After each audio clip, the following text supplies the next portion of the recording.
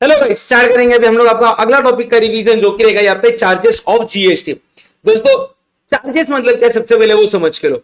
Charge यानी कि अभी आपका जीएसटी लेवी हो गया है ट्रांजैक्शन के ऊपर, अभी गवर्नमेंट उसको किस पर्सन से कलेक्ट करेगा ये समझने के लिए अपन ये चैप्टर पढ़ेंगे जिसका नाम है आपका चार्ज ऑफ जीएसटी। तो बेसिकली भैया यहाँ पे ना देखो, आपका तीन टाइप का टैक्सेबिलिटी रहता है, यानी कि तीन टाइप से गवर्नमेंट पैसा ले सकता है। सबसे पहला जो ट्रांजैक्शन रहता है आप लोगों का, उसको क्या बोलेंगे अपन, फॉरवर्ड चार्ज मैकेनिज्म।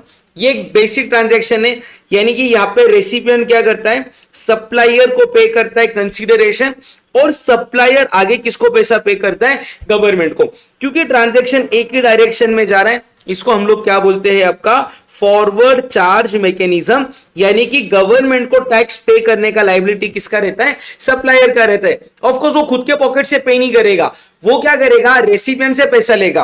पैसा किससे लेगा, रेसिपिएंट से, और आगे किसको पे करेगा, गवर्नमेंट को। बट गवर्नमेंट को पैसा पे करने का रिस्पॉन्सिबिलिटी किसका है, सप्लायर का। उसके बाद में सेकेंड पॉइंट कौन सा आता है आप लोगों का, reverse charge mechanism. Reverse charge mechanism में क्या होता है, जो रेसिपिएंट है वो सप्लायर को पेमेंट करेगा only taxable amount, only taxable amount of GSB, only taxable amount of GSB. और ये ट्रांजैक्शन भी जो भी टैक्स का वैल्यू है वो रेसिपिएंट किसको पे करेगा, गवर्नमेंट को। कौन सा वैल्यू पे करेगा, टैक्स का अमाउंट पे करेगा। तो यहां पे ट्रांजैक्शन आगे जाके ओपी से पीछे आ रहा है, आगे जाके वो पीछे क्या हो रहा है, पीछे आ रहा है। इसके लिए ये ट्रांजैक्शन को आपका क्या बोला जाएगा, रिवर्स चार्ज मैकेनिज्म। क्या बोलेंगे अपन इसको, रिवर्स चार्ज मैकेनिज्म। तो फॉरवर्ड चार्ज मैकेनिज्म में गवर्नमेंट को टैक्स पे करने का रिस्पॉन्सिबिलिटी है सप्लायर का। रिवर्स चार्ज मैकेनिज्म में गवर्नमेंट को टैक्स का अमाउंट पे करने का रिस्पॉन्सिबिलिटी किसका बन जाता है, रेसिपिएंट का। एक थर्ड टाइप का ट्रांजैक्शन रहता है आप लोगों का, जिसको अपन बोलते हैं सप्लाई थ्रू ईसीओ। ईसीओ का मतलब है आपका इलेक्ट्रॉनिक कॉमर्स ऑपरेटर। अभी इलेक्ट्रॉनिक कॉमर्स ऑपरेटर यानी कि क्या, एक ऐसा पर्सन जो इलेक्ट्रॉनिक कॉमर्स का जो प्लेटफॉर्म है उसको या तो ओन कर रहा है, या तो मैनेज कर रहा है, या तो कंट्रोल कर रहा है। यहां पे क्या होता है ना, यहां पे आपके तीन पार्टीज इन्वॉल्व रहते हैं। सबसे पहला आपका यहां पे आता है सप्लायर, यहां पे कौन आता है आपका, रेसिपिएंट, और यहां पे आता है आपका इलेक्ट्रॉनिक कॉमर्स ऑपरेटर। तो सेक्शन 9(5) के अंदर क्या बोला गया हुआ है कि हम लोग ऐसे सर्टेन ट्रांजैक्शंस को नोटिफाई करेंगे अगर ये ट्रांजैक्शन सप्लायर और रेसिपिएंट के बीच में हो रहा है। बट यहां पे अगर आपका इलेक्ट्रॉनिक कॉमर्स ऑपरेटर इन्वॉल्व है तो हम लोग ये ईसीओ के ऊपर लायबिलिटी लगाएंगे। इसके ऊपर हम लोग क्या लगाएंगे, लायबिलिटी लगाएंगे गवर्नमेंट को टैक्स पे करने की। मतलब सर, जो भी ट्रांजैक्शन आपके ईसीओ के थ्रू होते, क्या हमेशा वहां पे ईसीओ का लायबिलिटी रहता है क्या गवर्नमेंट को टैक्स पे करने का? तो answer is no, not always, not always, but in certain transactions the liability is on ECO to pay tax to government। इसके लिए हम लोग एक सेक्शन पढ़ेंगे, सेक्शन 9(5)। क्लियर है आप सबको यहां तक? तो सर चलो चालू करेंगे हम लोग आपका चार्ज वाले चैप्टर के साथ। जो भी इंपॉर्टेंट पॉइंट्स है जो आपके एग्जाम से रिलेटेड है, मैं सारे पॉइंट्स को यहाँ पे एक एक करके डिस्कस करूंगा आप लोगों के साथ में। बोलो रेडी हो सब लोग ये पढ़ने के लिए? चलो सर देखेंगे अभी अपना मेन वाला कंटेंट। उसके पहले सर इसके अंदर अपन कौन से सेक्शंस को पढ़ने वाले, तो यहाँ पे भैया आप लोगों के दो सेक्शंस अपन कवर करने वाले। पहला है आपका सेक्शन 9, दूसरा है आप लोगों का सेक्शन 10। ठीक है, उसके अंदर सबसे पहला definition sir, what do you mean by electronic commerce. Electronic commerce का मतलब है कि कोई भी डिजिटल प्रोडक्ट, या कोई भी ऐसे समझ के चलो आप लोग, कोई भी गुड्स और सर्विसेज एक डिजिटल प्रोडक्ट पकड़ के उसको सप्लाई करना ओवर डिजिटल और इलेक्ट्रॉनिक नेटवर्क्स। एक इजी एग्जांपल मैं आप लोगों को दूं तो आपका अमेजॉन एक प्लेटफॉर्म है जिसके थ्रू आप लोग ट्रांजैक्शन करते हो, है ना। तो ये बन जाता है electronic commerce. Electronic commerce operator मतलब एक ऐसा पर्सन जो क्या कर रहा है, ओन कर रहा है, ऑपरेट कर रहा है या मैनेज कर रहा है, ओन, ऑपरेट या मैनेज कोई भी इलेक्ट्रॉनिक प्लेटफॉर्म को। फिर आता है भैया आपका एग्जेम्प्ट सप्लाई का क्या मतलब है। एग्जेम्प्ट सप्लाई के अंदर आप लोगों के तीन टाइप के सप्लाई आते हैं। सबसे पहला आप लोगों को कौन सा सप्लाई आता है, होली एग्जेम्प्ट सप्लाई। कौन सा आता है, होली एग्जेम्प्ट, यानी कि जिसके ऊपर जीएसटी लगने ही नहीं वाला है, गवर्नमेंट ने उसको एग्जेम्प्ट किया हुआ है। सेकंड कौन सा आता है आप लोगों का, nil rate of tax. Nil rate of tax यानी कि आपका जीएसटी चार्ज हो रहा है बट कितने परसेंट से चार्ज हो रहा है, 0% से चार्ज हो रहा है। और थर्ड आप लोगों का कौन सा आता है, नॉन टैक्सेबल सप्लाई, मतलब भैया इसके ऊपर जीएसटी नहीं लगने वाले। इसके अंदर आपके कौन से दो प्रोडक्ट्स आते हैं, एक तो आता है alcoholic liquor for human consumption जो जीएसटी से परमानेंटली बाहर रखा गया हुआ है, और सेकंड आता है आपका 5 पेट्रोलियम प्रोडक्ट जिसके ऊपर फ्यूचर में जीएसटी लग सकता है from the date recommended by council. उसके बाद में ये हो गया आपका non taxable supply which is not leviable to tax under GST. फिर आता है आपका एग्रीगेट टर्नओवर। बताओ उसके अंदर दो बातें, इंक्लूड्स एक्सक्लूड। इंक्लूड के अंदर चार बातें, all taxable supply, exempt supply, export, interstate supply between same time. Include में, एक्सक्लूड में दो बातें, सबसे पहला टैक्सेस चार्ज अंडर जीएसटी और दूसरा कौन सा आता है आप लोगों का inward supply on which tax is payable on RCM basis. ठीक है, फिर अगला पॉइंट आता है आप लोगों का टैक्सेबल पर्सन। टैक्सेबल पर्सन यानी कि जो पर्सन जीएसटी के अंदर लाइबल टू बी रजिस्टर्ड है या जो एक्चुअल में जीएसटी के अंदर रजिस्टर्ड है। फिर आता है आप लोगों का स्टेट। स्टेट यानी कि जो भी आपका स्टेट है वो सब स्टेट के अंदर क्लासिफाई हो जाएगा। और साथ ही साथ में आपके ऐसी 3 यूनियन टेरिटरीज है जिनका खुद का लेजिस्लेचर है। वैसे तो बाय नेचर वो यूनियन टेरिटरीज है, बट क्योंकि उनका खुद का लेजिस्लेचर है जीएसटी पर्पस के लिए उनको स्टेट माना गया है। कौन से ऐसे 3 टेरिटरीज है? दिल्ली आता है, पुडुचेरी आता है, जम्मू कश्मीर। वापिस से कौन से 3 है? दिल्ली, पुडुचेरी, जम्मू कश्मीर। ठीक है, फिर आते हैं सर आपके यूनियन टेरिटरीज कौन से? तो पहला आता है आपका अंडमान निकोबार आइलैंड, फिर आता है आपका लक्षद्वीप, फिर आता है Dadra and Nagar Haveli and Daman and Diu. भैया ये दोनों मिलके ना एक ही यूनियन टेरिटरी मानी गई हुई है। ठीक है, फिर आता है आप लोगों का लद्दाख, चंडीगढ़ और कोई भी अदर टेरिटरी जो रहेगी वो यूनियन टेरिटरी में क्लासिफाई होगी। फिर अगला पॉइंट आता है casual taxable person. Casual taxable person यानी कि क्या? मैं एक पर्सन हूं, मैं एक ऐसे स्टेट में बिजनेस करने के लिए जा रहा हूं जहां पे मेरा कोई भी फिक्स प्लेस ऑफ बिजनेस नहीं है, मैं वो प्लेस पे टेम्पररी पीरियड के लिए बिजनेस करने के लिए जा रहा हूं। टेम्पररी पीरियड यानी कि कितने दिन? Maximum 90 days. क्या मेरे को एक्सटेंशन मिल सकता है? हाँ जी बिल्कुल मिल सकता है, एक ही बार मिल सकता है और मैक्सिमम 90 डेज का मिल सकता है। ऐसे पर्सन को क्या बोला जाता है? आपका कैजुअल टैक्सेबल पर्सन। ठीक है, फिर अगला पर्सन कौन आता है? Non resident taxable person. Non resident taxable person यानी कि एक ऐसा पर्सन जिसका कोई भी फिक्स प्लेस ऑफ बिजनेस या रेसिडेंसी इंडिया के अंदर है ही नहीं, वो इंडिया में टेम्पररी पीरियड के लिए बिजनेस करने आना चाहता है। टेम्पररी पीरियड यानी कि मैक्सिमम 90 डेज के लिए, वो पर्सन को अपन क्लासिफाई करेंगे as non resident taxable person. Clear है यहां तक? चलो सर, उसके बाद में अपन क्या करेंगे? चालू आपका चार्जिंग सेक्शन से अपन यहां पे चालू करेंगे। सर चार्जिंग सेक्शन के अंदर ना अपन चालू कर रहे हैं आपका सेक्शन 9 से। सेक्शन 9(1). सेक्शन 9(1) क्या बोलता? एक्सेप्ट फॉर 9(2), मतलब 2 मिनट के लिए आप लोग 9(2) को बाजू में रखो। अगर आपने कोई भी इंट्रा स्टेट सप्लाई किया, कोई भी कौन सा सप्लाई किया? इंट्रा स्टेट सप्लाई किया, हम उसके ऊपर लगाएंगे सीजीएसटी। हम क्या लगाएंगे उसके ऊपर? सीजीएसटी। बट अगर आप लोग कोई भी alcoholic liquor for human consumption का बिजनेस कर रहे हो या फिर अनडीनेचर्ड एक्स्ट्रा न्यूट्रल अल्कोहल और रेक्टिफाइड स्पिरिट्स जो यूज होता है अल्कोहलिक लिकर के मैन्युफैक्चरिंग के लिए, अगर उसका सप्लाई कर रहे हो ना, उसको जाने दो। अच्छा सर उसको क्यों जाने दो? क्योंकि ये परमानेंटली आउटसाइड जीएसटी है अल्कोहलिक लिकर। तो उसके अलावा अगर आप लोगों ने कोई भी इंट्रास्टेट सप्लाई किया, हम लोग उसके ऊपर क्या लगाएंगे? सीजीएसटी लगाएंगे।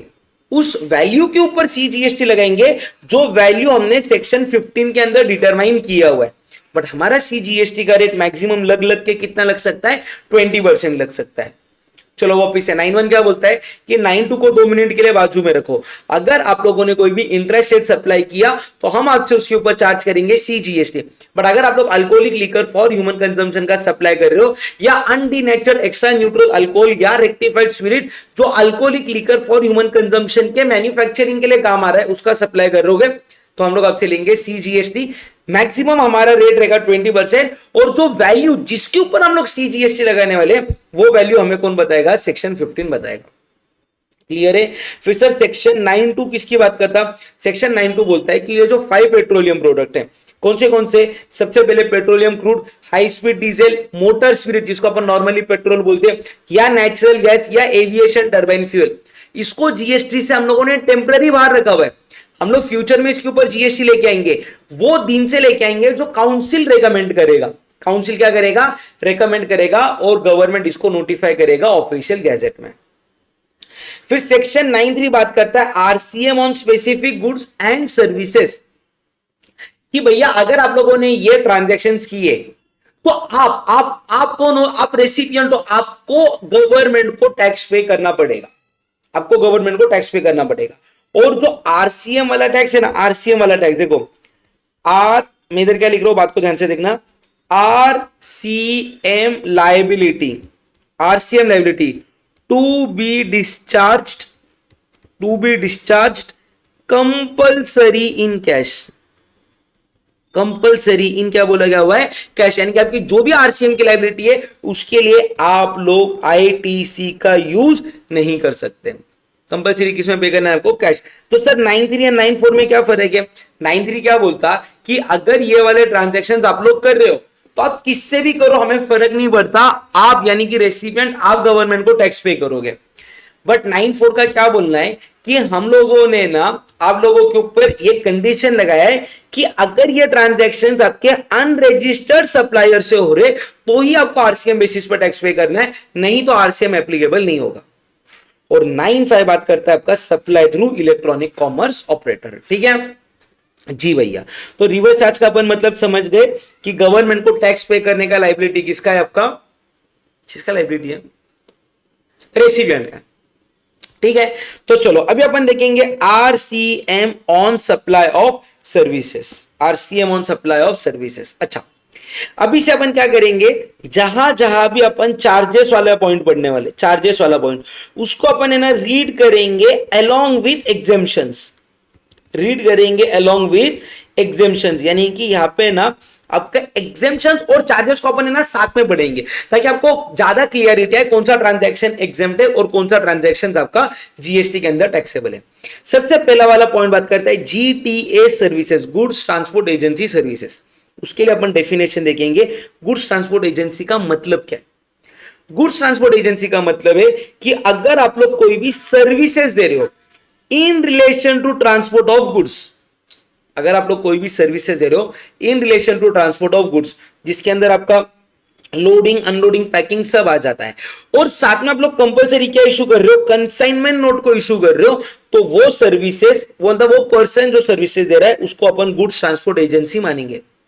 बट अगर आप लोग कोई भी इलेक्ट्रॉनिक कॉमर्स ऑपरेटर हो, बाय हुम और through whom local delivery services are provided.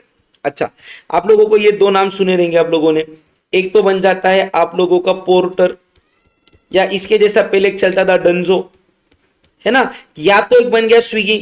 Sir Swiggy में देखो, जब आप स्विगी के थ्रू खाना मंगाते हो तो स्विगी आप लोगों को डिलीवरी करवाता है ना। या तो अगर आप पोर्टर या डंजो को बुक करते हो तो वो एक बंदा आता है आपकी भी आप पे पार्सल एक जगह से दूसरी जगह लेके जाता है।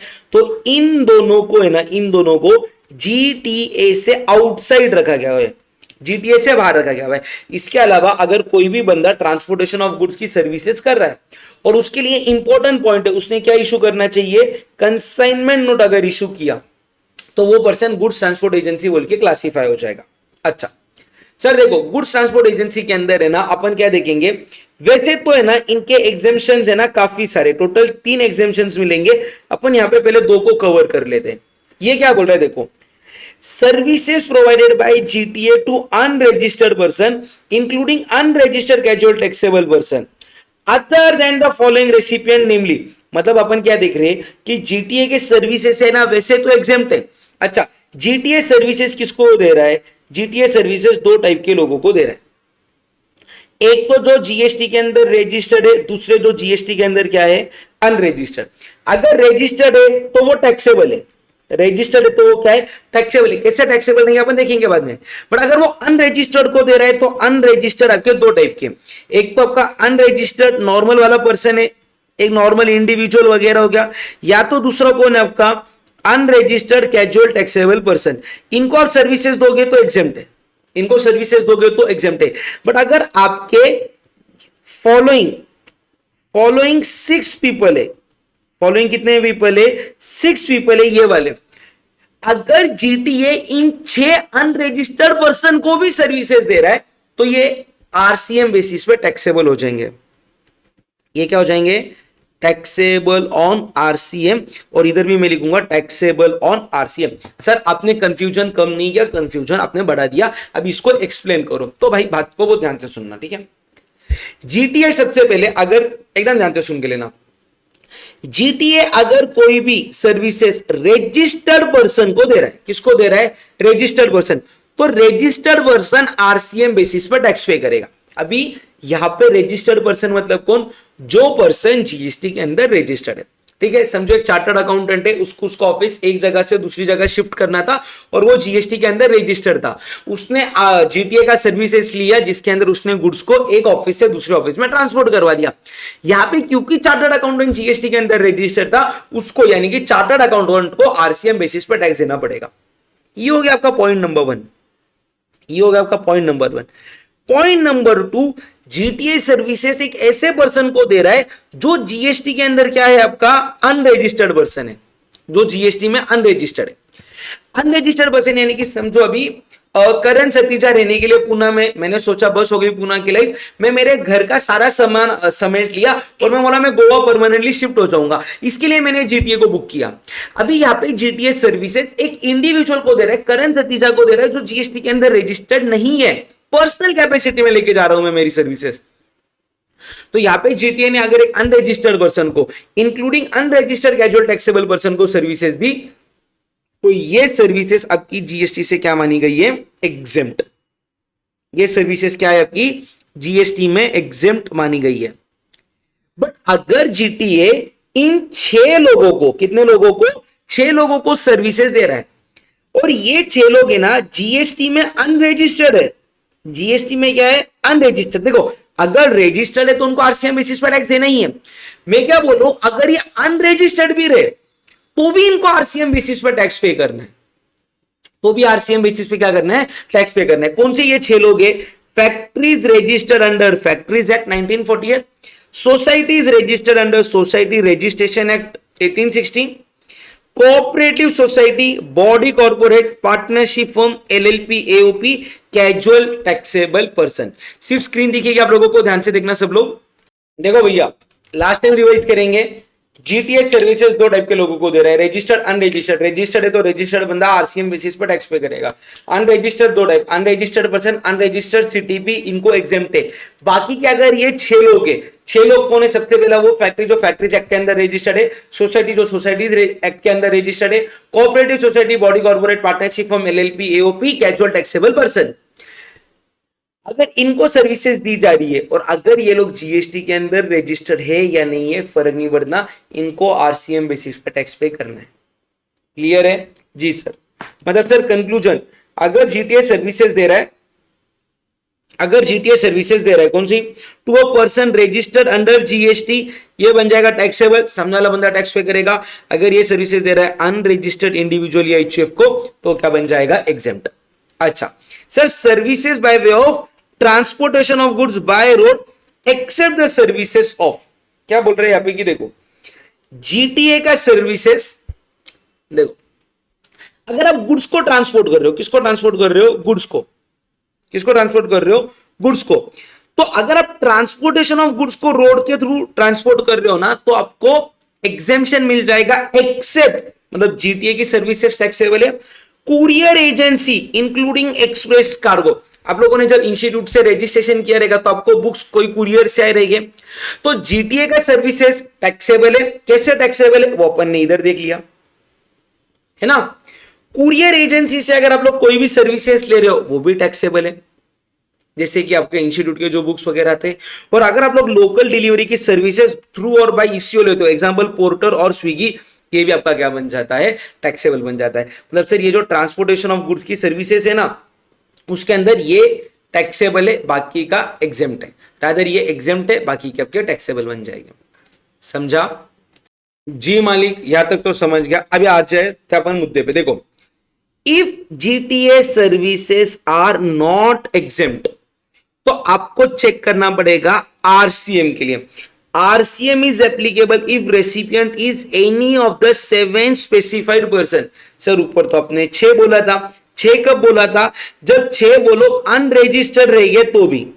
6 कौन, अनरजिस्टर्ड, प्लस इधर का एक रजिस्टर्ड पर्सन बन गया ना, प्लस इधर का एक क्या बन गया, रजिस्टर्ड पर्सन। मतलब देखो अगर आप लोगों का recipient factories under registered factory है, रजिस्टर्ड सोसाइटी है, कोऑपरेटिव सोसाइटी है, पर्सन रजिस्टर्ड अंडर जीएसटी है, बॉडी कॉर्पोरेट है, पार्टनरशिप फर्म है या कैजुअल टैक्सेबल पर्सन है, उस केस में आपका जो जीटीए का सर्विसेज है वो क्या बन जाएगा, टैक्सेबल। और कौन से बेसिस पर टैक्सेबल होगा, आरसीएम। सर आरसीएम के वापस से 2 पॉइंट को रिकॉल करवा दो। Tax will be paid to government by, कौन टैक्स पे करेगा यहाँ पे, रेसिपिएंट पे करेगा।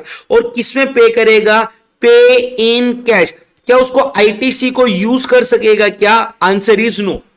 मतलब मान लो अगर आपने कोई भी एक पर्टिकुलर टैक्स पीरियड में 1 लाख रुपीस का जीटीए का सर्विसेज लिया, 1 लाख रुपीस का क्या लिया, जीटीए का सर्विसेज आपने अवेल किया, तो आपका कंप्यूटेशन कैसा होगा, आपको 1 लाख के ऊपर आरसीएम बेसिस पे पहले टैक्स को पे करना पड़ेगा। टैक्स को क्या करना पड़ेगा, पे करना पड़ेगा। ऐसे मान के चलो आपके पास इस टैक्स पीरियड में ओपनिंग इनपुट टैक्स का क्रेडिट था 8000। कितना था इनपुट टैक्स का क्रेडिट, 8000। आपका आउटपुट टैक्स लाइबिलिटी ये पीरियड के अंदर था 0 रुपीस, आपको कुछ पे करना ही नहीं था और आपने बस एक ट्रांजैक्शन किया ये टैक्स पीरियड के अंदर, आपने 1 लाख रुपीस का इनवर्ट सप्लाई लिया ट्रांसपोर्टेशन सर्विसेज का। तो अभी आपका जीएसटी का कंप्यूटेशन कैसा होगा कि आपको आरसीएम पे लाइबिलिटी पे करनी पड़ेगी। कितनी रुपीस की पे करनी पड़ेगी, मान लो 5% रेट है, एक्चुअल में भी 5% है, रेट अपना आगे आने वाला है, अभी आपको समझा रहा कि इसके ऊपर टैक्स लगता है 5%। तो आपको पहले ये जो आरसीएम का लाइबिलिटी है ना उसको 5% कैश में पे करना पड़ेगा। यानी कि 5000 किस में पे करोगे, पे इन कैश। किस में पे करोगे, पे इन कैश। अच्छा समझो, अभी ये टैक्स का अमाउंट है जो आपने गवर्नमेंट को कैश में पे किया। अगर ये नॉर्मल ट्रांजैक्शन रहता तो रेसिपिएंट ये पैसा किसको पे करता, सप्लायर को, सप्लायर गवर्नमेंट को पे करता और जो सप्लायर ने पैसा गवर्नमेंट को पे किया है रेसिपिएंट को उसका क्रेडिट मिलता। तो सेम वे में यहां पे क्या बोल रहे हैं, रेसिपिएंट ये पैसा गवर्नमेंट को पहले भी मिल रहा था, आप ही गवर्नमेंट को पैसा दे रहे थे, इनडायरेक्टली दे रहे थे, तो हम आपको उसका क्रेडिट दे रहे थे। अभी यहां पे भी पैसा गवर्नमेंट को मिला है और यहां पे तो आपने डायरेक्टली पैसा दिया है, तो हम आपको इसका क्रेडिट दे देंगे। मतलब पहले ही अमाउंट को आप कैश में पे करो, बाद में आप इसका क्रेडिट क्लेम कर लो। मतलब एक तो आपको लायबिलिटी में एक तो सबसे पहले 5000 कैश में पे करना पड़ेगा। फिर अभी बात करेंगे आपके आईटीसी की। आपका आईटीसी अभी ओपनिंग के अंदर कितना है, 8000, कितना है 8000 प्लस करंट पीरियड का आपका आईटीसी कितना बन जाएगा 5000। यानी कि आप टोटल क्या करोगे, आईटीसी को कैरी फॉरवर्ड करोगे, कितने रुपीस का, 13000 रुपीस का कैरी फॉरवर्ड करोगे। समझा क्या, क्लियर है यहां तक सबको, जी सर हो गया। देखो, 2 cases where GTA services are taxable on forward charge mechanism. ऐसे 2 केसेस जहां पे आपको टैक्स फॉरवर्ड चार्ज मैकेनिज्म पे करना पड़ेगा। उसके अंदर सबसे पहला है recipient of GTA services. Recipient कौन है, गवर्नमेंट का डिपार्टमेंट है, एस्टेब्लिशमेंट है, लोकल अथॉरिटी है या एजेंसी है जिसने सिर्फ टीडीएस के लिए रजिस्ट्रेशन लिया। मतलब अगर जीटीए सर्विसेज दे रहा है गवर्नमेंट के डिपार्टमेंट को, एस्टेब्लिशमेंट को, या तो गवर्नमेंट का ऐसा डिपार्टमेंट या एजेंसी जिसने सिर्फ टीडीएस के लिए रजिस्ट्रेशन लिया, तब फॉरवर्ड चार्ज मैकेनिज्म लगता। बट टेक्निकली ये क्लॉज आज के टाइम पे रेलेवेंट ही नहीं है, क्योंकि अगर जीटीए ने इन दोनों लोगों को सर्विसेज दी ना, तो ये आज के टाइम पे क्या मानी गई है, एग्जेम्प्ट मानी गई है। क्या मानी गई है, एग्जेम्प्ट। तो आज के टाइम पे इसके ऊपर आरसीएम नहीं लगता, रीजन भी ये सर्विसेज ही एग्जेम्प्ट है। और सेकंड पॉइंट क्या बोल रहे कि जीटीए को खुद को एफसीएम पे टैक्स पे करना है। देखो, गवर्नमेंट ने जीटीए को क्या बोला है, हम आपको फोर्स ही नहीं कर रहे टैक्स पे करने के लिए, हम रेसिपिएंट से टैक्स ले लेंगे। बट जीटीए का बोलना है नहीं, मेरे को कंप्लायंस करना है, मुझे फॉरवर्ड चार्ज मैकेनिज्म पे टैक्स पे करने हैं। तो जीटीए फॉरवर्ड चार्ज मैकेनिज्म पे टैक्स पे कर सकता। उसके लिए क्या क्या कंडीशन है, देखो, जीटीए को पहले जीएसटी के अंदर रजिस्ट्रेशन लेना पड़ेगा, उसको टैक्स को पे करना, मतलब उसने ऑप्शन एक्सरसाइज करना पड़ेगा कि यस मैं गवर्नमेंट को टैक्स पे करने वाला हूं। उसके लिए उसको टैक्स इनवॉइस इशू करना पड़ेगा और उसको डिक्लेरेशन करना पड़ेगा इनवॉइस के ऊपर जो उसने इशू किया है। यानी कि जीटीए वैसे तो टैक्स आरसीएम पे हम लोग रेसिपिएंट से ले लेंगे, बट जीटीए अगर आपको कंप्लायंस करना है तो आप टैक्स इनवॉइस को इशू कर सकते हो और फॉरवर्ड चार्ज मैकेनिज्म पे इसका लायबिलिटी को डिस्चार्ज कर सकते हो, हमें कोई भी दिक्कत नहीं है। समझा क्या, यस सर। सर जीटीए का टैक्स रेट क्या रहता है, अगर आप लोग फॉरवर्ड चार्ज मैकेनिज्म पे टैक्स पे कर रहे हो तो अगर आपको पूरा क्रेडिट चाहिए तो 18% और अगर आपको क्रेडिट नहीं चाहिए तो उसका रेट है 5%। यहाँ पे विदाउट आईटीसी की जगह अपन लिखेंगे रेस्ट्रिक्टेड आईटीसी, इधर वर्ड क्या यूज करेंगे अपन, रेस्ट्रिक्टेड आईटीसी। और अगर आरसीएम पे रेसिपिएंट को टैक्स पे करना है तो उसके लिए रेट कितना है 5%। ठीक है, एक जस्ट क्लैरिफिकेशन है कि regardless of the rate and FCM और आरसीएम रेसिपिएंट को हमेशा क्या मिलने वाला है, आईटीसी मिलने वाला है। ठीक है, देखो सर, यूजुअली रेट आपको एग्जाम में दिए रहेंगे, यूजुअली आपके एग्जाम के अंदर रेट दिए रहेंगे, आपको इंस्टीट्यूट एक्सपेक्ट नहीं कर रहा है रेट मालूम रहना चाहिए, but max to max situation में आप लोग क्या करो ना, आरसीएम का रेट याद रखो, आरसीएम, एफसीएम जाने दो, आरसीएम का रेट कितना है उसका 5%, आरसीएम का रेट है 5%, इतना आप लोग याद रख लो, ठीक है। अगर ये किसी को इसका स्क्रीनशॉट लेना है तो ले लो जल्दी से। ओके सर, हो गया लेके डन। अगला पॉइंट बात करता है अभी लीगल सर्विसेज के बारे में। अभी लीगल सर्विसेज के बारे में समझ के लो एक डेफिनेशन सबसे पहले। What do you mean by business entity? कोई भी पर्सन जो बिजनेस कर रहा, वो एक इंडिविजुअल हो सकता है, कंपनी हो सकता है, एलएलपी हो सकता है, कोई भी हो सकता है, जो पर्सन बिजनेस कर रहा हम लोग उसको क्या मानेंगे, बिजनेस एंटिटी मानेंगे। सर ये पॉइंट आपने क्यों बताया यहाँ पे, तो इसी का रेलेवेंस आगे जाके आने वाला है, अभी कंसेप्ट को समझ के लो, ठीक है। ओ एग्जेम्पशन फॉर लीगल सर्विसेज आना चाहिए था इधर, sorry, exemption for legal services. देखो यहां पे क्या बात कर रहे हैं, ध्यान से देखना सब लोग, कि अगर आपका सप्लायर और रेसिपिएंट, ऐसे समझ के लो, सप्लायर और रेसिपिएंट, अगर आपका सप्लायर है आर्बिट्रल ट्रिब्यूनल। अच्छा सर आर्बिट्रल ट्रिब्यूनल यानी कि क्या? आर्बिट्रल ट्रिब्यूनल यानी कि जो एक कोर्ट के जिसके कैरेक्टरिस्टिक्स है, जिसके पास क्वाजी जुडिशियल पावर्स रहते हैं, वो बन जाता है आपका आर्बिट्रल ट्रिब्यूनल। सर एग्जांपल दो ना, एग्जांपल बन जाता है आपका नेशनल कंपनी लॉ ट्रिब्यूनल, या national company law appellate tribunal, income tax tribunal appellate tribunal, है ना, जीएसटी जीएसटी का एपिलेट ट्रिब्यूनल, यानी कि इनके पास कोर्ट जैसी पावर रहती है, बट क्योंकि कोर्ट के अंदर बहुत सारे केसेस रहते हैं तो इनको एक अलग से एंटिटी, मतलब अलग बनाया हुआ है, जो मैटर्स वगैरह सुनते, डिसीजन लेते, जो कि बाइंडिंग रहते हैं दोनों पार्टीज के ऊपर, चैलेंज करने के लिए कोर्ट के अंदर जा सकते हैं। तो क्या बोल रहे कि अगर आर्बिट्रल ट्रिब्यूनल ने कोई भी सर्विसेज नॉन बिजनेस एंटिटी को दी या बिजनेस एंटिटी को दी जिसका लास्ट ईयर का टर्नओवर थ्रेशोल्ड लिमिट से कम है, या सर्विसेज दी है गवर्नमेंट को, गवर्नमेंट का सीजी मतलब central government, state government, union territory, local authority, government agency, government entity, तो ये सारी की सारी सर्विसेज आपकी क्या मानी जाएगी, एग्जेम्प्ट मानी जाएगी। अच्छा सर्विसेज किसने दी है, आर्बिट्रल ट्रिब्यूनल ने। वापिस से देखो, आर्बिट्रल ट्रिब्यूनल अगर कोई भी सर्विसेज दे रहा है नॉन बिजनेस एंटिटी को, एक ऐसी बिजनेस एंटिटी को जिसका लास्ट ईयर का टर्नओवर थ्रेशोल्ड लिमिट से कम है, सर थ्रेशोल्ड लिमिट याद है 10 लाख, 20 लाख, 40 लाख वाला, या तो ये सर्विसेज गवर्नमेंट को दी जा रही है तो सर्विसेज एग्जेम्प्ट है। सेम वे में अगर सीनियर एडवोकेट ने ये सर्विसेज दी है नॉन बिजनेस एंटिटी को, बिजनेस एंटिटी जिसका एग्रीगेट टर्नओवर लास्ट ईयर का थ्रेशोल्ड लिमिट से कम है, या गवर्नमेंट को दे रहा है सीनियर एडवोकेट कोई भी सर्विसेज, तो ये सर्विसेज एग्जेम्प्ट है। फिर बाद में बोलते कि सर अगर ये जूनियर एडवोकेट ने या फर्म्स ऑफ एडवोकेट ने ये सर्विसेज दी अबाउ 3 रेसिपिएंट को, ये जो 3 रेसिपिएंट है उनको, या तो दूसरे एडवोकेट को या फर्म ऑफ एडवोकेट को जो लीगल सर्विसेज दे रहा है, तो ये सर्विसेज एग्जेम्प्ट है। मतलब सर देखो, एक एडवोकेट ने जूनियर एडवोकेट को दी तो एग्जेम्प्ट, जूनियर एडवोकेट ने फर्म ऑफ एडवोकेट को दी तो एग्जेम्प्ट, बट सर अगर सीनियर एडवोकेट ने जूनियर एडवोकेट को सर्विसेज दी तो टैक्सेबल भी हो सकती है। क्या हो सकती है, टैक्सेबल। देखो sir, recipient to whom RCM applies, business entity with last year turnover greater than threshold limit, in such cases services are taxable and taxable under RCM basis। Sir समझो थोड़ा एग्जांपल के साथ, देखो यहां पे ना एक एडवोकेट सर्विसेज दे रहा है, एडवोकेट सर्विसेज किसको दे रहा है, बिजनेस एंटिटी को सर्विसेज दे रहा है। कौन से साल में सर्विसेज दे रहा है, ध्यान से समझ के लेना, फाइनेंशियल ईयर लेट्स से 27-28, कौन से साल में दे रहा है, 27-28। और ये बिजनेस एंटिटी का है ना, आपको क्या चेक करना है, पिछले फाइनेंशियल ईयर का टर्नओवर, यानी कि प्रीसीडिंग फाइनेंशियल ईयर कौन सा आता है आपका, 26-27 आता। यहां पे अगर ये लायबल फॉर रजिस्टर्ड थे, क्या थे, liable for registration under section 22 upon registration chapter में वापस एक बार रिवाइज कर लेंगे।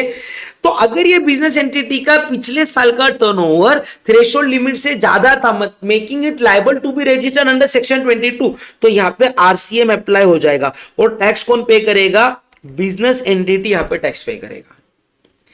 बट मालिक अगर यहां पे ये लायबल फॉर रजिस्ट्रेशन नहीं थे, अगर पिछले साल लायबल फॉर रजिस्ट्रेशन नहीं थे अगर वो पिछले साल, तो क्या बोला गया हुआ है भैया, तो क्या बोला गया भाई, तो ये सर्विसेज जीएसटी से क्या मानी गई है, एग्जेम्प्ट मानी गई है। समझा क्या? तो सर वो सीनियर एडवोकेट का क्या बोल रहे थे, देखो अगर सीनियर एडवोकेट कोई भी सर्विसेज दे रहा है, किसको सर्विसेज दे रहा है, दूसरे अदर एडवोकेट को, किसको? Other advocate. तो ये अदर एडवोकेट को भी आपका क्या माना जाएगा? एक बिजनेस एंटिटी माना जाएगा। फिर ये अदर एडवोकेट का आपको ये चेक करना है कि प्रीसीडिंग फाइनेंशियल ईयर का टर्नओवर कितना था। अगर वो बिलो थ्रेशोल्ड लिमिट था तो ये सर्विसेज क्या हो जाएगी आपकी? एग्जेम्प्ट। बट अगर ये मोर देन थ्रेशोल्ड लिमिट था उनका टर्नओवर अदर एडवोकेट का, तो यहां पे क्या बन जाएगा? टैक्सेबल ऑन आरसीएम, यानी कि यहां पे टैक्स कौन पे करेगा? अदर एडवोकेट पे करेंगे। कौन पे करेंगे? अदर एडवोकेट यहां पे आरसीएम बेसिस पे टैक्स पे करेंगे। तो सर एक बात बताओ, अगर यहां पे अदर एडवोकेट, कौन? अदर एडवोकेट, अगर ये कोई भी सर्विसेज सीनियर एडवोकेट को दे तो ये किसको सर्विसेज दे? सीनियर एडवोकेट को। तो मालिक ये तो एग्जेम्प्ट है ना। सर किधर लिखा एग्जेम्प्ट? अरे यहां पे देखो ना कि अगर जूनियर एडवोकेट या firm of advocate above 3 recipient plus advocate को सर्विसेज दे रहे, यहां पे एडवोकेट के अंदर आपका सीनियर एडवोकेट भी आ जाएगा। अगर ये जूनियर एडवोकेट सीनियर को देगा तो एग्जेम्प्ट है, बट सीनियर अगर जूनियर को देगा तो वो टैक्सेबल हो सकता है। सर एग्जांपल देखो, यहां पे एक बंदा है तरुण गुलाटी, वो कौन है? Senior advocate. उसने सर्विसेज किसको दी? केएस, करेंट सतीजा प्राइवेट लिमिटेड, जो करंट ईयर में इनकॉर्पोरेट हुई है। मालिक में इस साल में इनकॉर्पोरेट हुआ तो पिछले साल का मेरा एग्रीगेट टर्नओवर थ्रेशोल्ड लिमिट के नीचे रहेगा, तो ये सर्विसेज क्या बन गई? एग्जेम्प्ट। तरुण गुलाटी एक सीनियर एडवोकेट ने सर्विसेज दी एक ऐसे रेसिपिएंट को जो recipient registered under GST, last year turnover threshold limit से ज्यादा है। अभी लास्ट ईयर का टर्नओवर थ्रेशोल्ड लिमिट से ज्यादा है तो ये आरसीएम में टैक्स हो जाएगा। मिस्टर विनीत एक जूनियर एडवोकेट सर्विसेज दे रहा है सीनियर एडवोकेट को, लीगल फर्म को या दूसरे जूनियर एडवोकेट को, तो यहां पे तीनों की तीनों सर्विसेज क्या मानी गई है? आपकी एग्जेम्प्ट मानी गई है। देख लो ये वाला एक बार, ये टेबल देख लो, आपके कंसेप्ट और अच्छे से क्लियर हो जाएंगे। देख लो सब लोग, समझा क्या? पहले सीनियर एडवोकेट ने अगर एक ऐसी बिजनेस एंटिटी को रजिस्ट्रेशन दिया जिसका पिछले साल का टर्नओवर थ्रेशोल्ड लिमिट के नीचे था, एग्जाम। सीनियर एडवोकेट ने एक ऐसे बंदे को सर्विसेज दिया जो रजिस्टर्ड है जीएसटी के अंदर, तो आरसीएम पे टैक्सेबल। जूनियर एडवोकेट ने सीनियर एडवोकेट, लीगल फर्म या अनदर जूनियर एडवोकेट को सर्विसेज दिया तो क्या बन जाएगा? एग्जेम्प्ट। Okay sir. सर अगला पॉइंट है स्पॉन्सरशिप सर्विसेज। स्पॉन्सरशिप सर्विसेज अगर कोई भी पर्सन सप्लाई कर रहा है अदर देन बॉडी कॉर्पोरेट, किसको सप्लाई कर रहा है? एनी बॉडी कॉर्पोरेट और partnership firm located in taxable territory, तो टैक्स पे करेगा रेसिपिएंट आरसीएम बेसिस पे। सर अगर चार्ट फॉर्म में इसको अपन समझने के लिए गए तो आपको स्पॉन्सरशिप सर्विसेज के लिए सबसे पहले क्या देखना है? सप्लायर कौन है। अगर सप्लायर आपका बॉडी कॉर्पोरेट है तो ये टैक्सेबल हो जाएगा आपका फॉरवर्ड चार्ज मैकेनिज्म पे। अगर आपका सप्लायर अदर से अदर कोई भी, तो आपको क्या चेक करना है ऐसे केस में? आपका रेसिपिएंट कौन है। अगर आपका रेसिपिएंट बॉडी कॉर्पोरेट है या पार्टनरशिप फर्म है या एलएलपी है तो ये टैक्स कौन से बेसिस पे हो जाएगा? आरसीएम। और अगर ये अदर पर्सन है, कौन है? अदर पर्सन है, तो यहां पे ये आपका टैक्स आरसीएम पे नहीं होगा। यहां पे टैक्स आपका आरसीएम पे नहीं होगा। समझा? सर हमें ना एक कंफ्यूजन रहता है हमेशा स्पॉन्सरशिप सर्विसेज को लेके। स्पॉन्सरशिप सर्विसेज, सर यहां पे ना सप्लायर को आइडेंटिफाई कैसे करने का वही समझ में नहीं आता।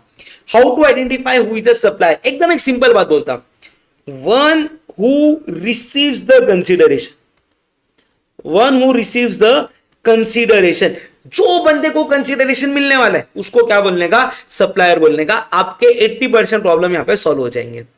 ठीक है, तो स्क्रीनशॉट लेना है तो ले लो, बढ़ेंगे हम लोग अगले वाले पॉइंट की तरफ। ठीक है, देखो सर एग्जांपल के साथ, Cartlane limited pays 1 lakh to Hariom RWA, pays to Hariom RWA. पैसा किसको मिल रहा है? हरिओम आरडब्ल्यूए को पैसा मिल रहा है, तो हरिओम आरडब्ल्यूए यहां पे ये क्या बन जाएगा? आपका सप्लायर। मेरे को बताओ सप्लायर कोई बॉडी कॉर्पोरेट है क्या? नहीं। बट जिसको सर्विसेज दे रहे, यानी कि ये बंदा रेसिपिएंट है, अभी रेसिपिएंट लिमिटेड मतलब रेसिपिएंट कंपनी है, तो services are provided by other person to body corporate, तो यहां पे क्या लग जाएगा? आरसीएम।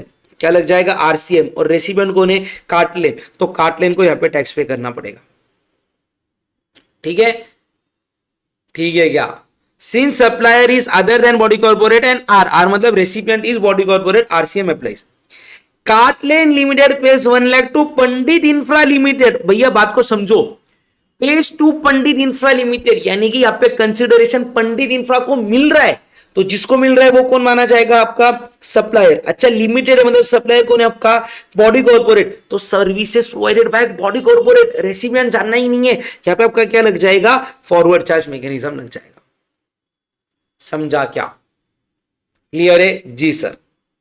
उसके बाद में सर बात करेंगे services by government. Sir by government मतलब सर्विसेज गवर्नमेंट दे रहा है, तो यहां पे गवर्नमेंट मतलब कौन? गवर्नमेंट की अथॉरिटी आ गई या गवर्नमेंट की एंटिटी आ गई? बेसिक फॉर्मेशन दोनों का सेम रहता है। एक अथॉरिटी या बोर्ड है जिसको पार्लियामेंट ने या तो स्टेट लेजिस्लेचर ने या तो कोई भी गवर्नमेंट ने इनकॉर्पोरेट किया। इसके फंक्शंस अगेन इजी रहते हैं। वो गवर्नमेंट अगर अथॉरिटी है तो वो क्या करेगा? वो सारे फंक्शंस करेगा जिसको म्यूनिसिपैलिटी ने मतलब जो बोले गए वे, किसके अंदर बोले गए वे? 243W, article 243W and article 243G of constitution of India. Sir exam के लिए कितना रिलेवेंट है? डी। ये बिल्कुल भी रिलेवेंट नहीं है। फिर गवर्नमेंट एंटिटी मतलब एक ऐसी एंटिटी जो फंक्शन कर रही है, गवर्नमेंट ने जिसको इंटरेस्ट किया है, कितना इंपॉर्टेंट है आपके लिए? डी। आ जाओ मेन मुद्दे के ऊपर, ध्यान से समझ के लेना। गवर्नमेंट ने दिए हुए सर्विसेज को समझने के लिए पहले अपन वो देखेंगे कि गवर्नमेंट अगर आपको कौन सी सर्विसेज दे रहा है तो एग्जेम्प्ट है। सबसे पहले अगर गवर्नमेंट आपको पोस्ट की सर्विसेज दे रहा है तो एग्जेम्प्ट है, प्रोवाइडेड पोस्ट में सिर्फ ये 4 सर्विसेज आती है। सबसे पहले अगर आपको बुक पोस्ट की सर्विसेज दे रहा है तो एग्जेम्प्ट है, इनलैंड कार्ड की सर्विसेज दे रहा है तो एग्जेम्प्ट है, पोस्ट कार्ड की सर्विसेज दे रहा है तो एग्जेम्प्ट है, ऑर्डिनरी पोस्ट जिसका वेट 10 ग्राम से कम है उसकी सर्विसेज दे रहा है तो एग्जेम्प्ट है। मतलब सर एक दूसरा एग्जांपल दो ना जो टैक्सेबल है। समझो वो आपको एक ऑर्डिनरी पोस्ट की सर्विसेज दे रहा है जिसके अंदर वेट है ना मोर देन और इक्वल टू 10 ग्राम है, मोर देन इक्वल टू 10 ग्राम है। या तो आपको एक्सप्रेस पार्सल की सर्विसेज दे रहा है। कौन सी सर्विसेज दे रहा है? एक्सप्रेस पार्सल, एक्सप्रेस पार्सल, तो ये बन जाएगा टैक्सेबल। बट अगर पोस्ट की ये 4 सर्विसेज है, वापस कौन सी 4? Book post, inland letter, post card या ऑर्डिनरी पोस्ट जहां पे वेट 10 ग्राम से कम है, तो ये सर्विसेज आपकी एग्जेम्प्ट है। बाकी कोई भी सर्विसेज रहेंगी, अदर सर्विसेज, वो क्या बन जाएगी? टैक्सेबल बन जाएगी फॉरवर्ड चार्ज मैकेनिज्म के ऊपर। क्लियर है? फिर सर अगर इंडियन रेलवे कोई भी सर्विसेज दे रहा है ना, इंडियन रेलवे कोई भी सर्विसेज दे रहा है तो एग्जेम्पशन मिलेगा, प्रोवाइडेड वो सर्विसेज ये 2 कैटेगरी में की चाहिए, 9E वाली या 9F वाली। सर 9E में क्या बोलते हैं? देखो इंडियन रेलवे अगर आपको, आप मतलब कौन, एक इंडिविजुअल को सर्विसेज दे रहा है, कौन सी सर्विसेज दे रहा है? Sale of platform ticket. Platform ticket यानी कि क्या? ये रहता है ना आपका प्लेटफॉर्म पे जाने के लिए, मतलब समझा आप ट्रैवल नहीं कर रहे, आपको कोई रिश्तेदार को छोड़ने के लिए जा रहे हो या लेने के लिए जा रहे हो, तो प्लेटफॉर्म पे एंट्री करने के लिए आपको प्लेटफॉर्म की टिकट निकालनी पड़ती है, उसका अगर वो पैसा लिया तो एग्जेम्प्ट। अगर कहीं पे भी रिटायरिंग रूम या वेटिंग रूम रहते हैं, वहां के आप लोगों ने सर्विसेज लिए, उसके चार्जेस लिए तो एग्जेम्प्ट। क्लॉक रूम के सर्विसेज लिए तो एग्जेम्प्ट। और अगर कोई भी बैटरी ऑपरेटेड कार सर्विसेज लिया तो एग्जेम्प्ट। वापिस से इंडियन रेलवे आपको कौन सी सर्विसेज दे रहा है? प्लेटफॉर्म टिकट की सर्विस दे रहा है, रिटायरिंग रूम या वेटिंग रूम की सर्विसेज दे रहा है, क्लॉक रूम की सर्विसेज दे रहा है, बैटरी ऑपरेटेड कार की सर्विसेज दे रहा है तो एग्जेम्प्ट। या फिर एक जोन ने या एक रेलवे डिवीजन ने दूसरे जोन या दूसरे डिवीजन को सर्विसेज दिया, महाराष्ट्र डिवीजन ने मध्य प्रदेश डिवीजन को कोई भी सर्विसेज दिया रेलवे को, तो वो क्या बन जाएगा? एग्जेम्प्ट। वो क्या बन जाएगा? एग्जेम्प्ट। बाकी कोई भी सर्विसेज रहेगी, कोई भी सर्विसेज, तो वो क्या बन जाएगी? Taxable on FCM। ठीक है, ये पॉइंट एक नीचे अलग से आना चाहिए था कि any other services are taxable on forward charge mechanism. समझा क्या आप सबको? तो वापस से देखो, रेलवे के सर्विसेज आपके 2 टाइप में क्लासिफाई होंगे। सबसे पहले 9E वाला, सर एंट्री नंबर याद रखने की जरूरत नहीं है, सर्विसेज देखो कौन सी है। Platform ticket, clock room services, retiring room या वेटिंग रूम का सर्विसेज और बैटरी ऑपरेटेड कार सर्विसेज, ये चारों सर्विसेज एग्जेम्प्ट है। एक रेलवे के डिवीजन ने या एक रेलवे के जोन ने दूसरे जोन को या डिवीजन को सर्विसेज दिया तो एग्जेम्प्ट है। बाकी रेलवे कोई भी सर्विसेज दे वो क्या बन जाएगा? टैक्सेबल हो जाएगा। क्लियर है? सर अगर गवर्नमेंट कोई भी सर्विसेज दे रहा है विद रिस्पेक्ट टू एयरक्राफ्ट और वेसल इनसाइड और outside the presence of property of airport, ये क्या बन जाएगा आपका? Taxable on FCM। Transportation of goods और पैसेंजर का सर्विसेज दे रहा है तो क्या बन जाएगा? Taxable on FCM। मतलब सर देखो, मैंने एक मास्टर चार्ट में आप लोगों को सब रिवाइज करवा देता। सर्विसेज बाय गवर्नमेंट, अगर सर्विसेज गवर्नमेंट किसको दे रहा वो देखो, नॉन बिजनेस एंटिटी को दे रहा तो एग्जेम्प्ट, बिजनेस एंटिटी को दे रहा तो सर्विसेज आपकी 2 टाइप में क्लासिफाई हो जाएगी। कितने टाइप में? 2, सॉरी 3 टाइप में। Renting of immovable property, post और रेलवे एंड अदर सर्विसेज। अच्छा sir, renting of immovable property में हमको चेक करना है सप्लायर कौन है। सप्लायर इंडियन रेलवे है तो forward charge mechanism, other government है तो आपको देखना है रेसिपिएंट कौन है। अगर रेसिपिएंट रजिस्टर्ड है तो आरसीएम, रेसिपिएंट अनरजिस्टर्ड है तो एफसीएम। ठीक है। उसके बाद में अगर गवर्नमेंट सर्विसेज दे रहा है बिजनेस एंटिटी को तो चेक करो क्या वो ये वाली सर्विसेज है, पोस्ट या रेलवे टैक्सेबल वाला कंपोनेंट, एयरक्राफ्ट या वेसल वाला टैक्सेबल कंपोनेंट, और ट्रांसपोर्टेशन ऑफ गुड्स और पैसेंजर्स तो यहां पे फॉरवर्ड चार्ज मैकेनिज्म लगेगा, यानी कि यहां पे गवर्नमेंट को ही हमेशा टैक्स देना पड़ेगा। और अगर अदर सर्विसेज दे रहे ना तो वैल्यू ऑफ सर्विस देखो कितना है, अप टू 5000 है तो ये एग्जेम्प्ट है, ये कहां पे लिखा हुआ है, एग्जेम्पशन के अंदर लिखा हुआ है। बट अगर ये अबव 5000 दे रहे तो टैक्सेबल हो जाएगा कौन से बेसिस पे, आरसीएम बेसिस पे। समझा क्या? ये चार्ट को देख लो एक बार, वापस से लगा तो ये चार्ट को मैं रिवाइज करवा देता हूं। देखो भैया, अगर आप लोग ये देख रहे हो कि गवर्नमेंट आपको कौन सी सर्विसेज दे रहा है तो सबसे पहले आप देखो आप जीएसटी में रजिस्टर्ड हो या अनरजिस्टर्ड। आप अनरजिस्टर्ड हो आपको एग्जेम्पशन मिल जाएगा सारी सर्विसेज के लिए। आप बिजनेस एंटिटी हो, सॉरी नॉन बिजनेस एंटिटी को एग्जेम्पशन है, बिजनेस एंटिटी के लिए आपको चेक करना है सर्विसेज कौन सी है। रेंटिंग ऑफ इमूवेबल प्रॉपर्टी है, 3 सर्विसेज और other services. Renting of immovable property का सर्विस है तो चेक करो ये सर्विसेज कौन दे रहा है, इंडियन रेलवे दे रहा है, अदर गवर्नमेंट का डिपार्टमेंट दे रहा है। इंडियन रेलवे दे रहे हैं तो फॉरवर्ड चार्ज मैकेनिज्म पे टैक्स लगेगा। अदर डिपार्टमेंट दे रहे हैं तो रेसिपिएंट चेक करो रजिस्टर्ड है अनरजिस्टर्ड, रेसिपिएंट रजिस्टर्ड है तो रेसिपिएंट आरसीएम पे टैक्स देगा, रेसिपिएंट अनरजिस्टर्ड है तो यहाँ पे फॉरवर्ड चार्ज मैकेनिज्म पे गवर्नमेंट को टैक्स पे करना पड़ेगा। फिर अगला पॉइंट बोलते हैं कि गवर्नमेंट अगर कोई भी पोस्ट या रेलवे वाली सर्विसेज दे रही है जो टैक्सेबल है, जो ऊपर अपन ने देखा, या एयरक्राफ्ट या वेसल रिलेटेड सर्विसेज दे रहा है, या ट्रांसपोर्टेशन ऑफ गुड्स और पैसेंजर कर रहा है तो फॉरवर्ड चार्ज मैकेनिज्म पे गवर्नमेंट को टैक्स देना पड़ेगा। अगर गवर्नमेंट कोई भी अदर सर्विसेज दे रहा है तो वैल्यू ऑफ सर्विस देखो, अप टू 5000 है तो वो एग्जेम्प्ट है, अबव 5000 है तो वो टैक्सेबल बन जाएगा आपका आरसीएम बेसिस पे। क्लियर है सबको? Yes sir.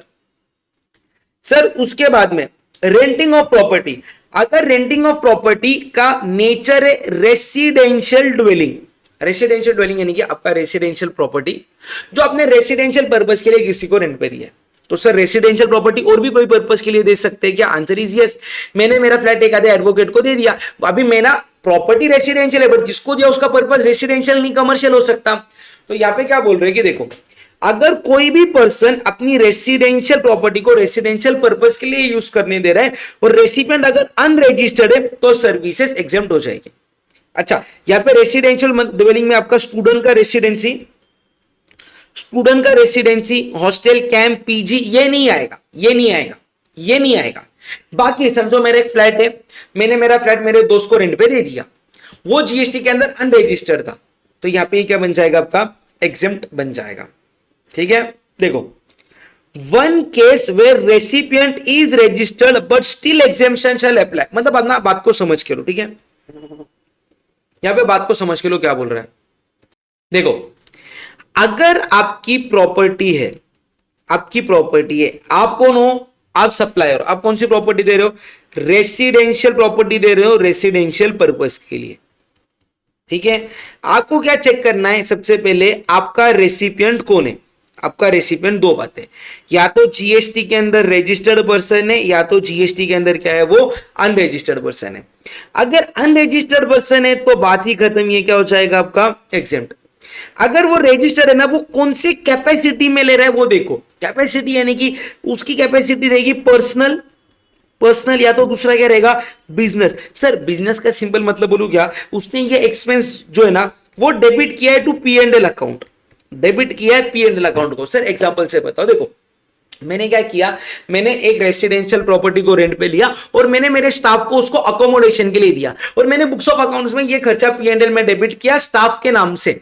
तो यहां पे ये खर्चा मैं पी एंड एल में डेबिट कर रहा हूं, रेसिडेंशियल प्रॉपर्टी का खर्चा पी एंड एल में डेबिट कर रहा हूं क्योंकि मैंने मेरे स्टाफ के लिए ये खर्चा किया हुआ है। तो भैया ये बन जाएगा मेरा taxable on RCM basis. But मैं जीएसटी के अंदर रजिस्टर्ड हूं, बट मैंने खर्चा मेरे पर्सनल कैपेसिटी के लिए रहने के लिए, यानी कि मैं बुक्स ऑफ अकाउंट्स में पी एंड एल में डेबिट नहीं कर रहा, तो ये क्या बन जाएगा मेरा एग्जेम्प्ट हो जाएगा। क्या हो जाएगा, एग्जेम्प्ट हो जाएगा। समझा क्या? स्क्रीनशॉट लेना है तो ले लो इसका सब लोग जल्दी से। ले लिया सबने स्क्रीनशॉट?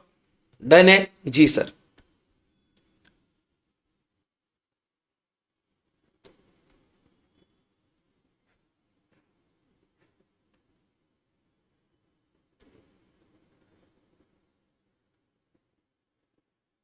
चलो फिर सर देखो, अपन ने ना ऊपर एक पॉइंट देखा था, other than student residency hostel camp और पीजीज, वो क्या बोलते हैं, एक एग्जेम्पशन है रेसिडेंशियल ड्वेलिंग्स को लेके, स्टूडेंट्स के जो कैंप या पीजीज वगैरह रहते हैं उसके लिए ना आपको दो कंडीशन देखनी है, क्या वैल्यू पर मंथ 20,000 तक है, और क्या वो आपने मिनिमम 90 डेज के लिए दिया है। अरे वो जो स्टूडेंट के नहीं क्या पेइंग गेस्ट वगैरह रहते या हॉस्टल वगैरह रहते, उसके लिए कंडीशन है आपका पर मंथ का वैल्यू 20,000 रुपए तक रहना चाहिए और आपने उसको मिनिमम 90 डेज के लिए देना चाहिए।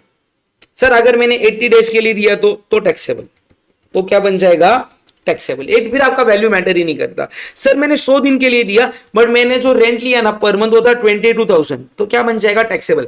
क्योंकि नहीं एंड वाली कंडीशन, एंड मतलब दोनों कंडीशन सेटिस्फाई होनी चाहिए, वैल्यू पर मंथ 20,000 रुपीज तक रहना चाहिए और ये सर्विसेज आपने मिनिमम 90 कंटिन्यूस डेज तक देनी चाहिए, है ना। तो यहां पे अगर रेसिपिएंट रजिस्टर्ड है तो वो आरसीएम पे टैक्स देगा, अगर वो रजिस्टर्ड नहीं है तो आपको फॉरवर्ड चार्ज मैकेनिज्म पे टैक्स देना पड़ेगा।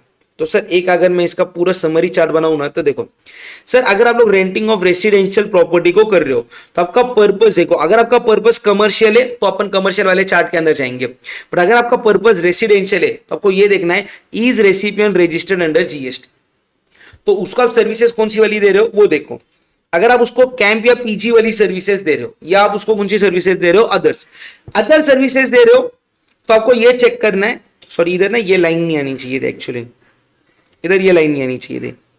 अगर रेसिडेंशियल प्रॉपर्टी आपकी तो आपको उसका नेचर चेक करना है कौन सा है, कैंप है या अदर्स है। अगर अदर्स है तो आपको ये देखना है is recipient registered under GST, अगर हाँ तो देखो क्या खर्चा उसने पीएनएल में डेबिट किया है, अगर हाँ तो आरसीएम में टैक्सेबल, अगर नहीं तो एग्जेम्प्ट। अगर रेसिपिएंट जीएसटी के अंदर रजिस्टर्ड नहीं है तो ये सर्विसेज क्या हो जाएगी, एग्जेम्प्ट। और अगर ये सर्विसेज आप लोग दे रहे हो कैंप या पीजी का सर्विसेज तो वैल्यू पर मंथ देखो अप टू 20,000 है और स्टे कंटिन्यूस 90 और मोर डेज के लिए है तो एग्जेम्प्ट, नहीं तो ये क्या बन जाएगा, टैक्सेबल। देख लो सब लोग ये वाला पॉइंट एक बार स्क्रीन के ऊपर आराम से। चलो देखा आप सबने, अभी बढ़ेंगे अपन कमर्शियल प्रॉपर्टी वाले चार्ट के लिए, कि अगर आप लोग कोई भी कमर्शियल प्रॉपर्टी को रेंट पे दे रहे हो तो आपको ये चेक करना है सप्लायर कौन है, सप्लायर रजिस्टर्ड है तो फॉरवर्ड चार्ज, सप्लायर अनरजिस्टर्ड है तो आपको देखना है रेसिपिएंट कौन है। अगर सप्लायर अनरजिस्टर्ड है, रेसिपिएंट में अनरजिस्टर्ड है तो जीएसटी नहीं आएगा।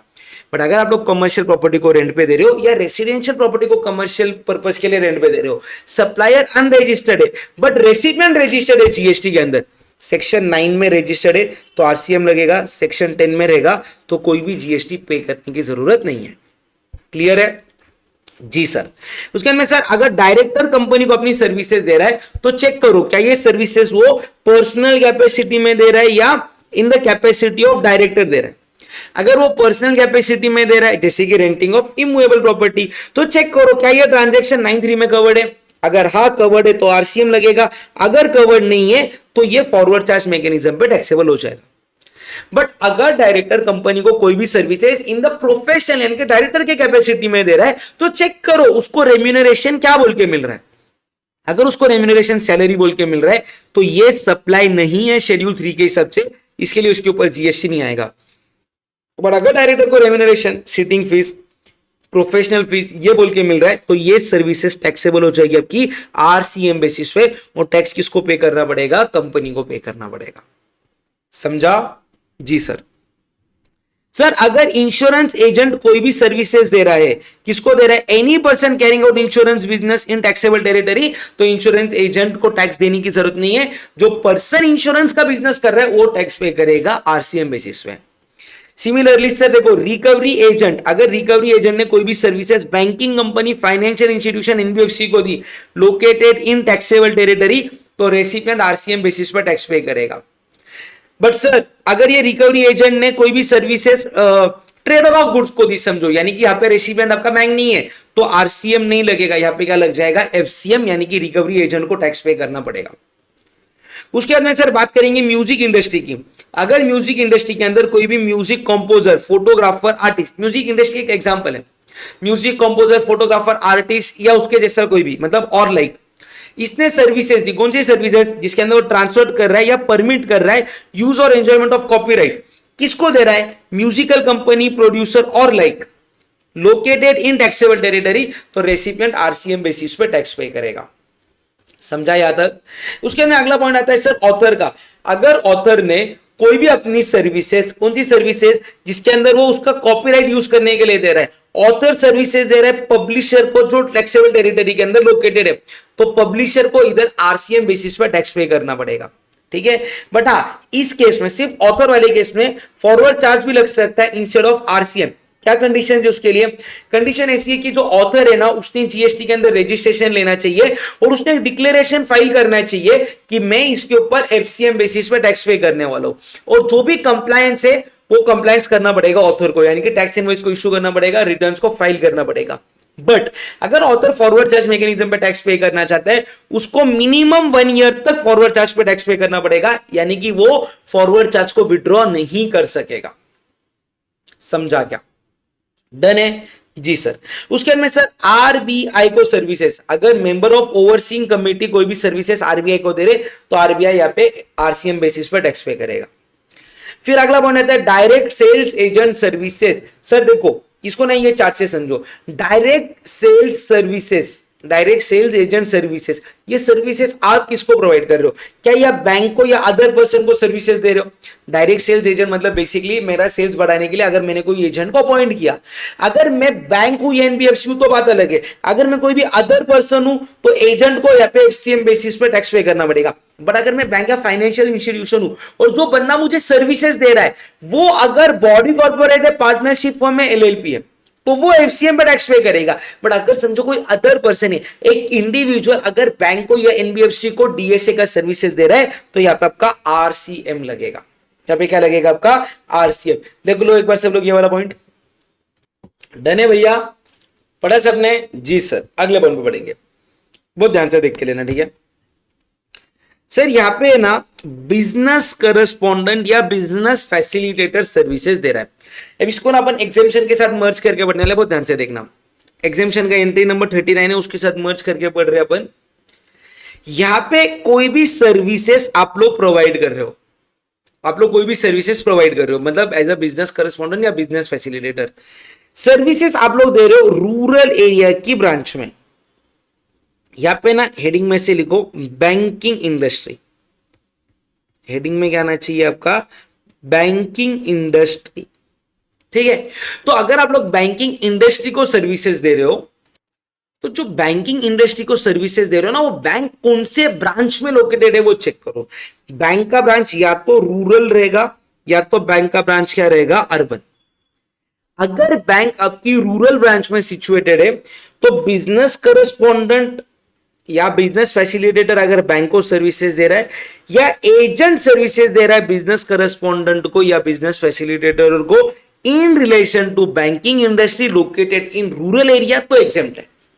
वापिस से समझ के लो, यहां पे सर्विसेज अभी बैंक को दी जा रही है, बैंक किधर लोकेटेड है? रूरल एरिया में। तो बिजनेस करस्पॉन्डेंट या बिजनेस फैसिलिटेटर बैंक को सर्विसेज दे रहा है, या तो एजेंट सर्विसेज दे रहा है बैंकिंग कंपनी को या बैंकिंग बिजनेस एजेंट सर्विसेज दे रहा है बिजनेस करस्पॉन्डेंट को या बिजनेस फैसिलिटेटर को for those services in relation to bank located in rural area, तो ये बन जाएगा एग्जेम्प्ट। बट अगर आपकी बैंक अर्बन एरिया में लोकेटेड है, अगर बिजनेस करस्पॉन्डेंट ने बैंक को सर्विसेज दिया तो फॉरवर्ड चार्ज मैकेनिज्म। बट अगर बैंक ने बिजनेस फैसिलिटेटर ने बैंक को सर्विस दिया तो आरसीएम। वापिस से, बिजनेस करस्पॉन्डेंट ने बैंक को दिया तो एफसीएम, बिजनेस फैसिलिटेटर ने बैंक को दिया तो आरसीएम, एजेंट ने बिजनेस करस्पॉन्डेंट को दिया तो आरसीएम। एजेंट ने किसको दिया? बिजनेस करस्पॉन्डेंट को, तो आरसीएम। एजेंट ने बिजनेस फैसिलिटेटर को दिया तो एफसीएम। देखो, I know too many things हो रही है, वापिस एक बार आराम से समझ के लेंगे। देखो, आप सर्विसेज दे रहे हो बैंक को, बैंक रूरल एरिया में, बैंक आपकी अर्बन एरिया में। बैंक अगर रूरल एरिया में, तो बैंक को सर्विसेज बिजनेस करस्पॉन्डेंट या बिजनेस फैसिलिटेटर दे दे, हमेशा एग्जेम्प्ट है। या एजेंट सर्विसेज दे दे बिजनेस करस्पॉन्डेंट को या बिजनेस फैसिलिटेटर को रूरल बैंक के एरिया के काम करने के लिए, तो सर्विसेज आपकी एग्जेम्प्ट होनी चाहिए। बट अगर ये सर्विसेज आप लोग बैंकिंग इंडस्ट्री को दे रहे हो जो अर्बन एरिया के अंदर लोकेटेड है, तो आप चेक करो, अगर बिजनेस करस्पॉन्डेंट बैंक को सर्विसेज दे रहे हैं तो forward charge mechanism, business facilitator bank को दे रहा है तो आरसीएम, बिजनेस फैसिलिटेटर बैंक को दे रहा है तो आरसीएम, एजेंट बिजनेस करस्पॉन्डेंट को दे रहा है तो आरसीएम, एजेंट बिजनेस फैसिलिटेटर को दे रहा है तो एफसीएम लगेगा। समझा? अभी अगला आता है आपका इंश्योरेंस वाला इंडस्ट्री। रूरल एरिया ब्रांच अगर सर्विसेज दे रहा है, रूरल एरिया में आपका इंश्योरेंस का सर्विस दे रहे हो आप, बिजनेस करस्पॉन्डेंट या इंश्योरेंस कंपनी दे, मतलब बिजनेस करस्पॉन्डेंट या बिजनेस फैसिलिटेटर इंश्योरेंस कंपनी को दे रहा है तो एग्जेम्प्ट।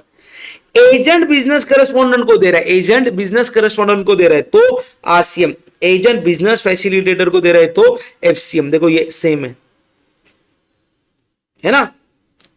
अर्बन एरिया में business correspondent to insurance company FCM, और agent to business correspondent RCM, agent to business facilitator FCM. इसके अंदर आपका एग्जेम्पशन एज वेल एज आप लोगों का जो चार्जेस है सारे पॉइंट्स कंप्लीट होते हैं। अगर आपको स्क्रीनशॉट लेना है तो लेके रख सकते हो आप लोग। चलो लिया आप लोगों ने स्क्रीनशॉट, बढ़ेंगे अगले वाले पॉइंट पे, सिक्योरिटी लैंडिंग सर्विसेज। देखो इसका जीएसटी इंप्लीकेशन आपके फाइनल लेवल पे कवर्ड है, बट छोटा सा मैं आप लोगों को बता देता हूं कि अगर कोई भी लेंडर है सिक्योरिटीज का, उसने सर्विसेज बोरोवर को दी तो बोरोवर जीएसटी आरसीएम बेसिस पर टैक्स पे करेगा। आपके एग्जाम में नहीं पूछा जाएगा, ये फाइनल लेवल पे डिस्कस होता है। अगला पॉइंट यहां पे बात करेंगे सिक्योरिटी सर्विसेज।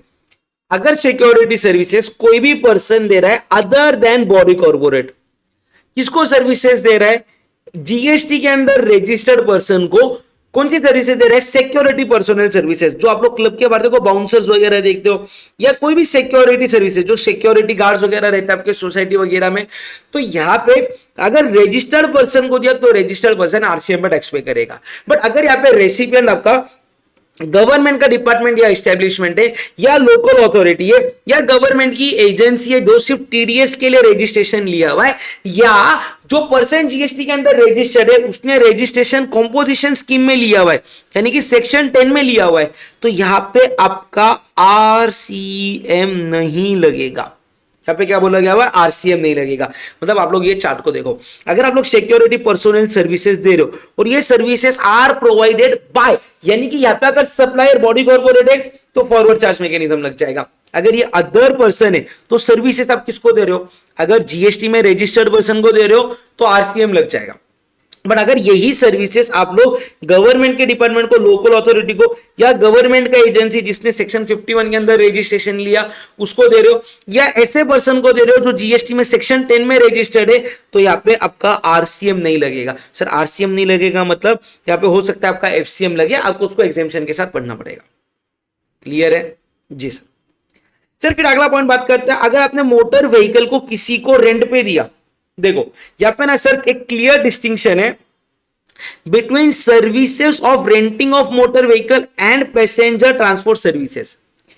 मेरी एक बस है जो पुणे से मुंबई जा रही है, उसके अंदर मैंने पैसेंजर्स को बिठाया, उनसे 500 रुपए का टिकट लिया, यानी कि मेरी व्हीकल एक रूट के ऊपर जा रही है, आप लोग अगर वो गाड़ी में बैठ रहे हो तो मैं आपको पैसेंजर ट्रांसपोर्टेशन सर्विसेज दे रहा हूं।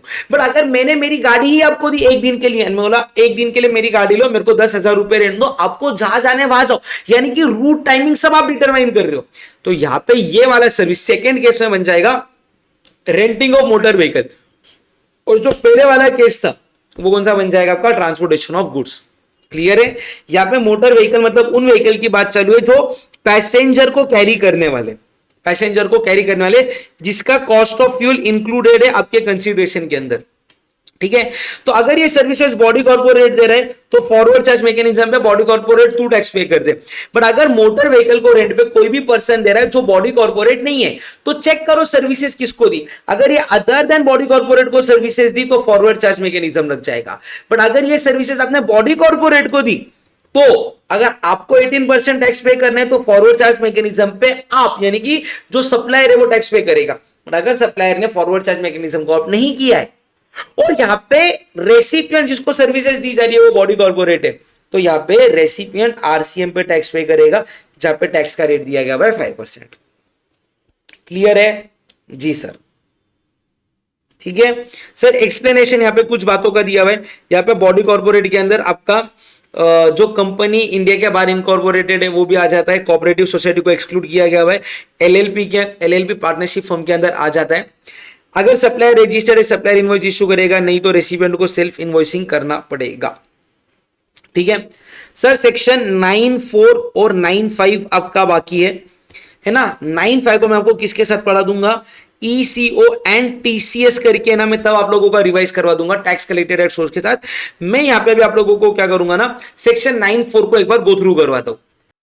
देखो यहां पे क्या बोला गया हुआ है कि भैया आप एक रेसिपिएंट हो, आपको नो एक रेसिपिएंट हो, नहीं जाने दो, आप एक प्रोमोटर हो, आपको नो एक प्रोमोटर, और अगर आप लोग कोई भी कंस्ट्रक्शन का एक्टिविटी कर रहे हो, क्या कर रहे हो, कंस्ट्रक्शन का एक्टिविटी, गवर्नमेंट ने ना आपको क्या बोला हुआ है कि आपका 80% जो इनपुट एंड इनपुट सर्विसेज है, 80% of input and input services, वो होना चाहिए रजिस्टर्ड पर्सन से। किससे होना चाहिए, रजिस्टर्ड पर्सन।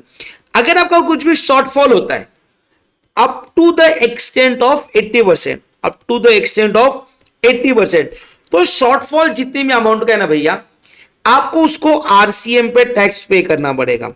आपको आरसीएम पे क्या करना पड़ेगा, टैक्स पे करना पड़ेगा। मान लो भैया आप यहां पे प्रमोटर हो, आपको नो प्रमोटर, आपने इनपुट एंड इनपुट सर्विसेज दोनों मिला के, इनपुट सर्विसेज ये लिया है ₹60 लाख का। कितने रुपीस का लिया, 60 लाख। आपका टोटल एक्सपेंडिचर हो रहा है 1 करोड़। टोटल कितना है, 1 करोड़। तो आपको 1 करोड़ में गवर्नमेंट ने क्या बोला था, 80%, यानी कि आपको 80 लाख रुपीस का किससे लेना चाहिए था, रजिस्टर्ड पर्सन। आपने रजिस्टर्ड पर्सन से कितना लिया है, 60 लाख का लिया है। तो कहना है 20 लाख का इस केस के अंदर क्लियर कट क्या है, आपका शॉर्टफॉल है। तो आप 20 लाख के ऊपर 18% से आरसीएम बेसिस पे टैक्स पे करोगे, जितना आपका शॉर्टफॉल का अमाउंट है वो। बट क्या बोला गया भाई कि प्रोमोटर, आप जो भी कैपिटल गुड्स या जो भी सीमेंट बाय करोगे ना, वो 100% किससे होना चाहिए, रजिस्टर्ड पर्सन से। 100% किससे होना चाहिए, रजिस्टर्ड पर्सन। सर मान लो आपने यहां पे क्या किया, 90% रजिस्टर्ड पर्सन से किया। 90% किससे किया, रजिस्टर्ड पर्सन। मान लो आपका कैपिटल गुड्स और सीमेंट मिला के टोटल कॉस्ट आ रहा था 1 करोड़। आपने क्या किया, 90 लाख रुपीस रजिस्टर्ड पर्सन से किया, और 10 लाख रुपीस आपका किसके पास से है, अनरजिस्टर्ड पर्सन के पास से 10 लाख रुपीस है। तो भैया 10 लाख के ऊपर आपको आरसीएम बेसिस पे टैक्स पे करना पड़ेगा। ये था आपका सेक्शन 9(4). क्लियर है सबको, जी सर। सर अगला पॉइंट आता है आप लोगों का सेक्शन 10, जो बात करता है यहाँ पे कॉम्पोजिशन लेवी की। सबसे पहले ये बात को समझ के लो, ये स्कीम ऑप्शनल स्कीम है, कंपलसरी नहीं है। आपको सेक्शन 9 जो अपन ने ऊपर अभी पढ़ा ना, चार्जेस, उसको फॉलो करना है, उसको फॉलो करो। बट अगर आप उसको फॉलो नहीं करना चाहते हो तो गवर्नमेंट आपको एक ऑप्शनल स्कीम देता है। अच्छा सर, ऑप्शनल स्कीम का पहले मतलब समझ के लो। कई बार बिजनेसमैन को है ना जीएसटी में टैक्स पे करने में प्रॉब्लम नहीं था, प्रॉब्लम था कंप्लायंस करने में, है ना। तो गवर्नमेंट ने उनके लिए ऑप्शनल स्कीम लाई। ये स्कीम टैक्सेबल पर्सन के लिए ऑप्शन दिया गया है कि अगर समझो आपका एग्रीगेट टर्नओवर पिछले फाइनेंशियल ईयर में 1.5 करोड़ को एक्सीड नहीं किया, तो आप करंट फाइनेंशियल ईयर में कॉम्पोजिशन स्कीम को ऑप्ट कर सकते हो। यानी कि सर अगर मुझे फाइनेंशियल ईयर 27-28 का देखना है, तो मुझे उसके लिए एग्रीगेट टर्नओवर कौन से फाइनेंशियल ईयर का देखना पड़ेगा, 26-27 का देखना पड़ेगा। अगर मेरा फाइनेंशियल ईयर 26-27 में एग्रीगेट टर्नओवर जो है वो 1.5 सीआर तक है, तो मैं करंट फाइनेंशियल ईयर में कॉम्पोजिशन स्कीम को ऑप्ट कर सकूंगा। बट ये 1.5 करोड़ का लिमिट कम होकर हो जाएगा 75 lakh for special category of states. अच्छा, कहने से 11 स्पेशल कैटेगरी ऑफ स्टेट रहते, तो 8 स्टेट के लिए लिमिट बन जाएगा 75 लाख। कौन से 8 स्टेट है वो, अरुणाचल प्रदेश, मणिपुर, मेघालय, त्रिपुरा, मिजोरम, नागालैंड, सिक्किम, उत्तराखंड, इनके लिए लिमिट है 75 लाख। और जो आपके 3 स्पेशल कैटेगरी ऑफ स्टेट है ना, कौन से, यहां पे सबसे पहले आता है आपका आसाम, हिमाचल प्रदेश, जम्मू कश्मीर, इनके लिए लिमिट है 1.5 करोड़। इनके लिए लिमिट कितना है, 1.5 करोड़। ठीक है, तो आप लोग कॉम्पोजिशन स्कीम को ऑप्ट कर सकते हो। बट सर यहाँ पे ना एग्रीगेट टर्नओवर की ना आपकी डेफिनेशन थोड़ी सी अलग है। अभी जो डेफिनेशन अपन यहाँ पे पढ़ रहे हैं ना एग्रीगेट टर्नओवर की, वो सिर्फ सेक्शन 10 के लिए, ओनली फॉर सेक्शन 10। क्या बोलते देखो, only for the purpose of section 10 aggregate turnover के अंदर इंक्लूड में जो 4 बातें हमेशा आती है वो आएगी, value of outward supply, taxable supply, exempt supply, interstate supplies. वापिस से taxable supply, exempt supply, export, interstate supply. Exclude में जो 2 बातें हमेशा आती है वो तो आएगी, टैक्सेस चार्ज अंडर जीएसटी, और दूसरा inward supply on which tax is payable on RCM. But यहां पे और एक बात को एक्सक्लूड किया गया है, जो कि क्या है आपका, इंटरेस्ट और discount on account of loans और डिपॉजिट। अगर आपको कोई भी लोन्स और डिपॉजिट के ऊपर इंटरेस्ट मिल रहा है तो आपको उसको क्या करना पड़ेगा, एक्सक्लूड करना पड़ेगा। क्या करना पड़ेगा, एक्सक्लूड करना पड़ेगा। ठीक है, डन। सर ये स्कीम किसके लिए एप्लीकेबल है, हर वो पर्सन जो सप्लाई ऑफ गुड्स कर रहा है एंड साथ में रेस्टोरेंट का सर्विस दे रहा है। रेस्टोरेंट का सर्विस का शेड्यूल नंबर याद है ना आपको, शेड्यूल 2 पैरा 6 क्लॉज बी, वो वाला अगर सर्विसेज दे रहे हो आप लोग कॉम्पोजिशन स्कीम को ले सकते हो। ये नोट है, मैं इसके ऊपर एंड में आऊंगा, अभी देखना। सर कॉम्पोजिशन स्कीम को अगर आपने ऑप्ट किया तो फायदा क्या है, तो सीधा बोल रहे अगर आप मैन्युफैक्चरर हो ना तो आपका जो भी स्टेट का एग्रीगेट टर्नओवर है उसका 1% आप टैक्स पे कर दो, सीधी बात 1% CGST और SGST पकड़ के। अगर आप रेस्टोरेंट का सर्विसेज दे रहे हो तो आपका जो टर्नओवर है स्टेट का उसका 5% आप टैक्स को पे कर दो। बट अगर आप ट्रेडर हो तो आप 1% टैक्स पे करोगे of taxable supplies in a state. Taxable sir देखो ये दोनों के केस में ना टोटल टर्नओवर का आपको परसेंटेज पे करना है, बट नीचे सिर्फ किसका पे करना है, आपको टैक्सेबल सप्लाईज का करना है। मतलब सर पहले दो केस में ना आपका सप्लाई टैक्सेबल रहे या एग्जेम्प्ट रहे, आपको उसके ऊपर 1 और 5% पे करना है, बट ट्रेडर के केस में आपको सिर्फ 1% आपका टैक्सेबल सप्लाई का पे करना है। समझा? ओके सर इसके लिए कौन से पर्सन है जो कॉम्पोजिशन स्कीम को ऑप्ट नहीं कर सकते हैं? सबसे पहले सर आप लोग सप्लाई ऑफ सर्विस रेस्टोरेंट का छोड़ के दूसरा नहीं कर सकते। आप लोग दूसरा नॉन टैक्सेबल गुड्स का सप्लाई नहीं कर सकते। सर नॉन टैक्सेबल गुड्स यानी कि कौन सा आता है आपका, एक तो आता है alcoholic liquor for human consumption और दूसरा आता है आपका पेट्रोलियम प्रोडक्ट्स, आप उसका सप्लाई नहीं कर सकते। दूसरा आप इंटरस्टेट सप्लाई नहीं कर सकते, इंटरस्टेट परचेस करो बट इंटरस्टेट सप्लाई नहीं कर सकते। आप कोई भी सप्लाई ऑफ गुड्स एक ऐसे इलेक्ट्रॉनिक कॉमर्स ऑपरेटर के थ्रू नहीं कर सकते हो जो आपका TCS करेगा सेक्शन 52 के अंदर। फिर आप कैजुअल टैक्सेबल पर्सन या नॉन रेसिडेंट टैक्सेबल पर्सन नहीं हो सकते। फिर आप इन नीचे दिए गए हुए 8 बातों के मैन्युफैक्चरर नहीं रह सकते। क्या नहीं रह सकते? मैन्युफैक्चरर नहीं रह सकते। सर ट्रेडर चलेगा, मैन्युफैक्चरर नहीं चलेगा। कौन सी बातों के? एक तो ice cream and other edible ice जिसके अंदर कोकोआ रहे या ना रहे। फिर दूसरा पान मसाला के मैन्युफैक्चरर नहीं रह सकते। एरिएटेड वाटर हो गया। टोबैको एंड टोबैको प्रोडक्ट्स के मैन्युफैक्चरर नहीं रह सकते। Fly ash bricks, fly ash aggregates, fly ash blocks, फिर ब्रिक्स ऑफ फॉसिल मिल्स और सेलेशियस अर्थ, फिर आते हैं बिल्डिंग ब्रिक्स और अर्थन और रूफिंग टाइल्स, इसके आप लोग मैन्युफैक्चरर नहीं रह सकते, ट्रेडर चलेगा। बट सर क्या बोला गया है मालूम है क्या, कि यार आप कोई भी ट्रेडर लो वो ना थोड़ा बहुत सप्लाई और सर्विस करता है तो उसको हम लोग मार्जिनल सप्लाई और सर्विस दे सकते हैं। कितना देंगे? तो आपका पिछले साल का जो भी एग्रीगेट टर्नओवर है उसका 10% या ₹5 lakh whichever is higher उतना हम लोग आपको मार्जिनल सप्लाई और सर्विस देंगे। मतलब समझो सर अगर मुझे फाइनेंशियल ईयर 27-28 की बात करनी है तो पहला केस मैं 26-27 का टर्नओवर चेक करूंगा, वो था 60 लाख, तो मैं इस साल सर्विसेज कितने तक दूंगा? 60 लाख का 10% 6 लाख और 5 lakh whichever is higher यानी कि 6 लाख तक दूंगा। सर केस 2 मेरा पिछले साल का टर्नओवर था 42 लाख, तो मैं इस साल सर्विसेज किधर तक दे सकता? 4.2 लाख और 5 lakh whichever is higher मतलब 5 लाख। और मानो सर मैं पहली बार ही बिजनेस चालू कर रहा हूं 27-28 में, तो कहने से मेरा पिछले साल का टर्नओवर 0 था, तो 0 का 10% 0 आ गया और 5 lakh whichever is higher यानी कि मैं 5 लाख तक करंट फाइनेंशियल ईयर में सर्विसेज दे सकता हूं। ठीक है सर? ओके सर अभी ये जो ऊपर की स्कीम देखी अपन ने वो सप्लायर ऑफ गुड्स के लिए थी और साथ में सिर्फ रेस्टोरेंट की सर्विसेज थी। तो सर्विस प्रोवाइडर बोले हमारे साथ नाइंसाफी क्यों कर रहे हो, हमें भी एक सेक्शन 10(2)(a) नया सेक्शन लाओ और हमें भी एक कॉम्पोजिशन स्कीम दो। तो सर्विस प्रोवाइडर के लिए एक नया सेक्शन लाया गया, सेक्शन 10(2)(a। उसके अंदर बोला गया हुआ है कि अगर आपका प्रीसीडिंग फाइनेंशियल ईयर में एग्रीगेट टर्नओवर 50 लाख को एक्सीड नहीं करता तो आपके पास ऑप्शन है, आप कॉम्पोजिशन स्कीम को ऑप्ट कर सकते हो, जिसके अंदर आपको टैक्स कितना पे करना है? 6% ऑफ टर्नओवर। 6% ऑफ टर्नओवर मतलब 3% CGST, 3% SGST। सर मतलब 6% IGST होगा क्या? आंसर इज नो, IGST कभी आएगा ही नहीं, क्योंकि अगर आप लोग कॉम्पोजिशन स्कीम को ऑप्ट कर रहे हो तो ये पॉइंट को देखो, आप लोग इंटरस्टेट सप्लाई नहीं कर सकते। तो ये जो भी अपन रेट देख रहे हैं ना 1%, 5%, ये आपका इंट्रास्टेट का टोटल रेट है। मतलब 1% के अंदर क्या रहेगा आपका? CGST जो रहेगा वो रहेगा आपका 0.5%, आपका SGST रहेगा 0.5%। समझा जी सर? उसके लिए भी कंडीशन है, कॉम्पोजिशन स्कीम किसका देख रहे हैं अपन? सर्विस प्रोवाइडर का, कि वो ऐसे कोई भी गुड्स और सर्विसेज सप्लाई नहीं करेगा जो जीएसटी में नॉट लेविएबल है, या वो कोई भी इंटरस्टेट सप्लाई नहीं करेगा, या ईसीओ के थ्रू सप्लाई नहीं करेगा जो टीसीएस करेगा उसका, या वो मैन्युफैक्चरर ऑफ नोटिफाइड गुड्स नहीं होगा, ना ही वो सीटीपी एनआरटीपी रहेगा। ठीक है, अभी कॉम्पोजिशन स्कीम वाले पर्सन के लिए certain conditions. Composition scheme to be adopted uniformly for all the registered person having same pan.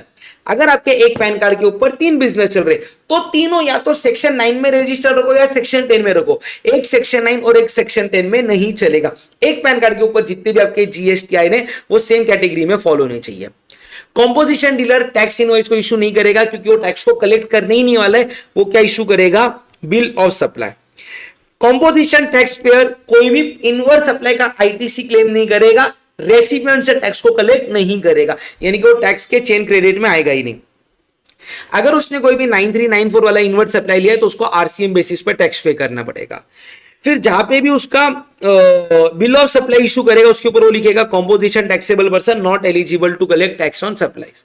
फिर उसका जो भी नोटिस बोर्ड है या साइन बोर्ड है उसके ऊपर वो क्लियरली मेंशन करेगा composition taxable person. Important point sir, composition scheme में अगर आप लोगों को आना है, कॉम्पोजिशन स्कीम में आप लोगों को आना है, ठीक है, not for service provider, composition scheme सबके लिए आ गया ये। तो अगर आप लोग न्यू रजिस्ट्रेशन ले रहे हो तो एप्लीकेशन करने के टाइम पे आप लोगों को बताना है मैं कॉम्पोजिशन स्कीम में आना चाहता हूं, मतलब आप इन बिटवीन द ईयर भी न्यू रजिस्ट्रेशन ले रहे हो तो कॉम्पोजिशन स्कीम में आ सकते हो। बट अगर आपका एग्जिस्टिंग रजिस्ट्रेशन है सेक्शन 9 से, अगर आपको सेक्शन 10 के अंदर आना है तो फाइनेंशियल ईयर चालू होने के पहले आपको एप्लीकेशन करना पड़ेगा। क्लियर है यहां तक? यस मालिक, ओके सर। उसके बाद में sir what is the validity, what is the validity of composition scheme. अभी ये भी आपके एग्जाम के लिए इंपॉर्टेंट पॉइंट बन जाता है, ध्यान से समझ के लेना। कॉम्पोजिशन स्कीम तब तक वैलिड है जब तक आप सारे कंडीशन को कंटिन्यूसली सेटिस्फाई कर रहे हो, तब तक हम लोग आपको मना नहीं करेंगे। अगर आपका एग्रीगेट टर्नओवर लिमिट को एक्सीड कर गया 1.5 करोड़, 75 लाख और 50 लाख वाला लिमिट, तो आप लोग पूरे साल के लिए अभी इनएलिजिबल हो जाते हो कॉम्पोजिशन स्कीम को ऑप्ट करने के लिए। मतलब ही क्या है, आप लोगों को अभी नॉर्मल स्कीम के अंदर शिफ्ट होना पड़ेगा। तो आप लोगों ने इमीडिएटली 7 दिन के अंदर एप्लीकेशन करना पड़ेगा सेक्शन 10 से सेक्शन 9 में कन्वर्ट होने का। ठीक है, the withdrawal becomes effective from the date specified in the application. आप पिछले फाइनेंशियल ईयर के लिए एप्लीकेशन नहीं कर सकते, यानी कि आपका एप्लीकेशन पिछले साल के लिए नहीं हो सकता, करंट फाइनेंशियल के लिए करो। ठीक है, अगर आपका टर्नओवर एक्सीड कर देता है लिमिट का, आप रिमेनिंग ईयर को कॉम्पोजिशन स्कीम के अंदर टैक्स पे करने के लिए नहीं ऑप्ट कर सकते, आपको कंपलसरी बाहर आना पड़ेगा। ठीक है सर, अगर गवर्नमेंट का ऑफिसर चाहे तो वो आपको कॉम्पोजिशन स्कीम से टैक्स पे करने के लिए डिनाई भी कर सकता है आपको ऑप्शन, जिसके लिए आपको क्या इशू करेगा, शो कॉज नोटिस इशू करेगा। आपको शो कॉज नोटिस इशू होने के अंदर आपको 30 डेज के अंदर या तो वो बात को एक्सेप्ट करके रिप्लाई देना पड़ेगा, है ना, या तो डिनाई करना पड़ेगा आप लोगों को। फिर जो इफेक्टिव डेट है वो रेट्रोस्पेक्टिव नहीं हो सकता है, मतलब रेट्रोस्पेक्टिव हो सकता है but not earlier than the date of contravention. ठीक है, उसके अंदर यही एक पॉइंट इंपॉर्टेंट है, अगर आपका कॉम्पोजिशन स्कीम का स्टेटस ले, मतलब गवर्नमेंट ने विड्रॉ कर लिया या अगर आपने एक्सेप्ट मतलब विड्रॉ कर लिया कॉम्पोजिशन स्कीम से नॉर्मल स्कीम में आ गए, तो जितना भी आपके पास स्टॉक पड़ा हुआ है इनपुट्स कैपिटल गुड्स का, उसका आपको आईटीसी मिलेगा, जिसके लिए आपको फॉर्म जीएसटी आईटीसी 01 फाइल करना है within 30 days from date of withdrawal और date of order of denying composition scheme. ठीक है, अगर आपने इरेगुलरली कॉम्पोजिशन स्कीम को ऑप्ट किया तो आज के टाइम पे आपके ऊपर सेक्शन 74A की प्रोसीडिंग्स को इनिशिएट किया जाएगा। और लास्ट पॉइंट यहाँ पे बात कर रहे हैं सर, अगर आप कॉम्पोजिशन डीलर हो तो आपको साल में 4 बार पेमेंट करना है इन द फॉर्म CMP 08। इसका डेट क्या रहता है, 18th of the month following the quarter. मतलब अगर मैं बात करूं मेरा जुलाई से सितंबर क्वार्टर की, इसका पेमेंट कब तक करना है, मुझे 18 अक्टूबर तक करना है। सर अगर ये क्वार्टर अक्टूबर टू दिसंबर रहा, इसका पेमेंट कब तक करना है, 18 जनवरी तक करना है। और कॉम्पोजिशन डीलर को साल में एक ही बार एनुअल रिटर्न भरना है, कब तक, 30 जून फॉलोइंग द फाइनेंशियल ईयर। मतलब अगर मैं फाइनेंशियल ईयर 25-26 की बात करूं, ये खत्म कब होगा, 31 मार्च 2026। यहां से जो बाद में 30 जून आएगा, यानी कि 30 जून 2026 तक मुझे क्या फाइल करना है, मेरा GSTR 4 फाइल करना मैंडेटरी है। सर अगर नो ट्रांजैक्शंस हुए तो भी मुझे क्या फाइल करना पड़ेगा, नील फाइल करना पड़ेगा CMP 08 एंड नील फाइल करना पड़ेगा मुझे मेरा GSTR 4। बोलो मालिक, डन है। लगभग 1 आवर 15 मिनट्स के अंदर आप लोगों का पूरा चार्जेस यहाँ पे होता है कंप्लीट। क्लियर? चलो, वीडियो पसंद आया रहेगा तो जल्दी से लाइक कर दो, कमेंट कर दो एंड सभी आपके इंटर के स्टूडेंट्स के साथ वीडियो को शेयर जल्दी से कर दो। चैनल पे नए हो तो सब्सक्राइब कर देना और अपने फ्रेंड्स, फैमिली, रिलेटिव सबके साथ ये चैनल को शेयर कर दो ताकि इसके ऊपर मैं बहुत सारे और जीएसटी का कंटेंट आप लोगों के लिए लेके आता रहूं। ठीक है, चलो that's it for the day guys, see you all in next video, bye bye.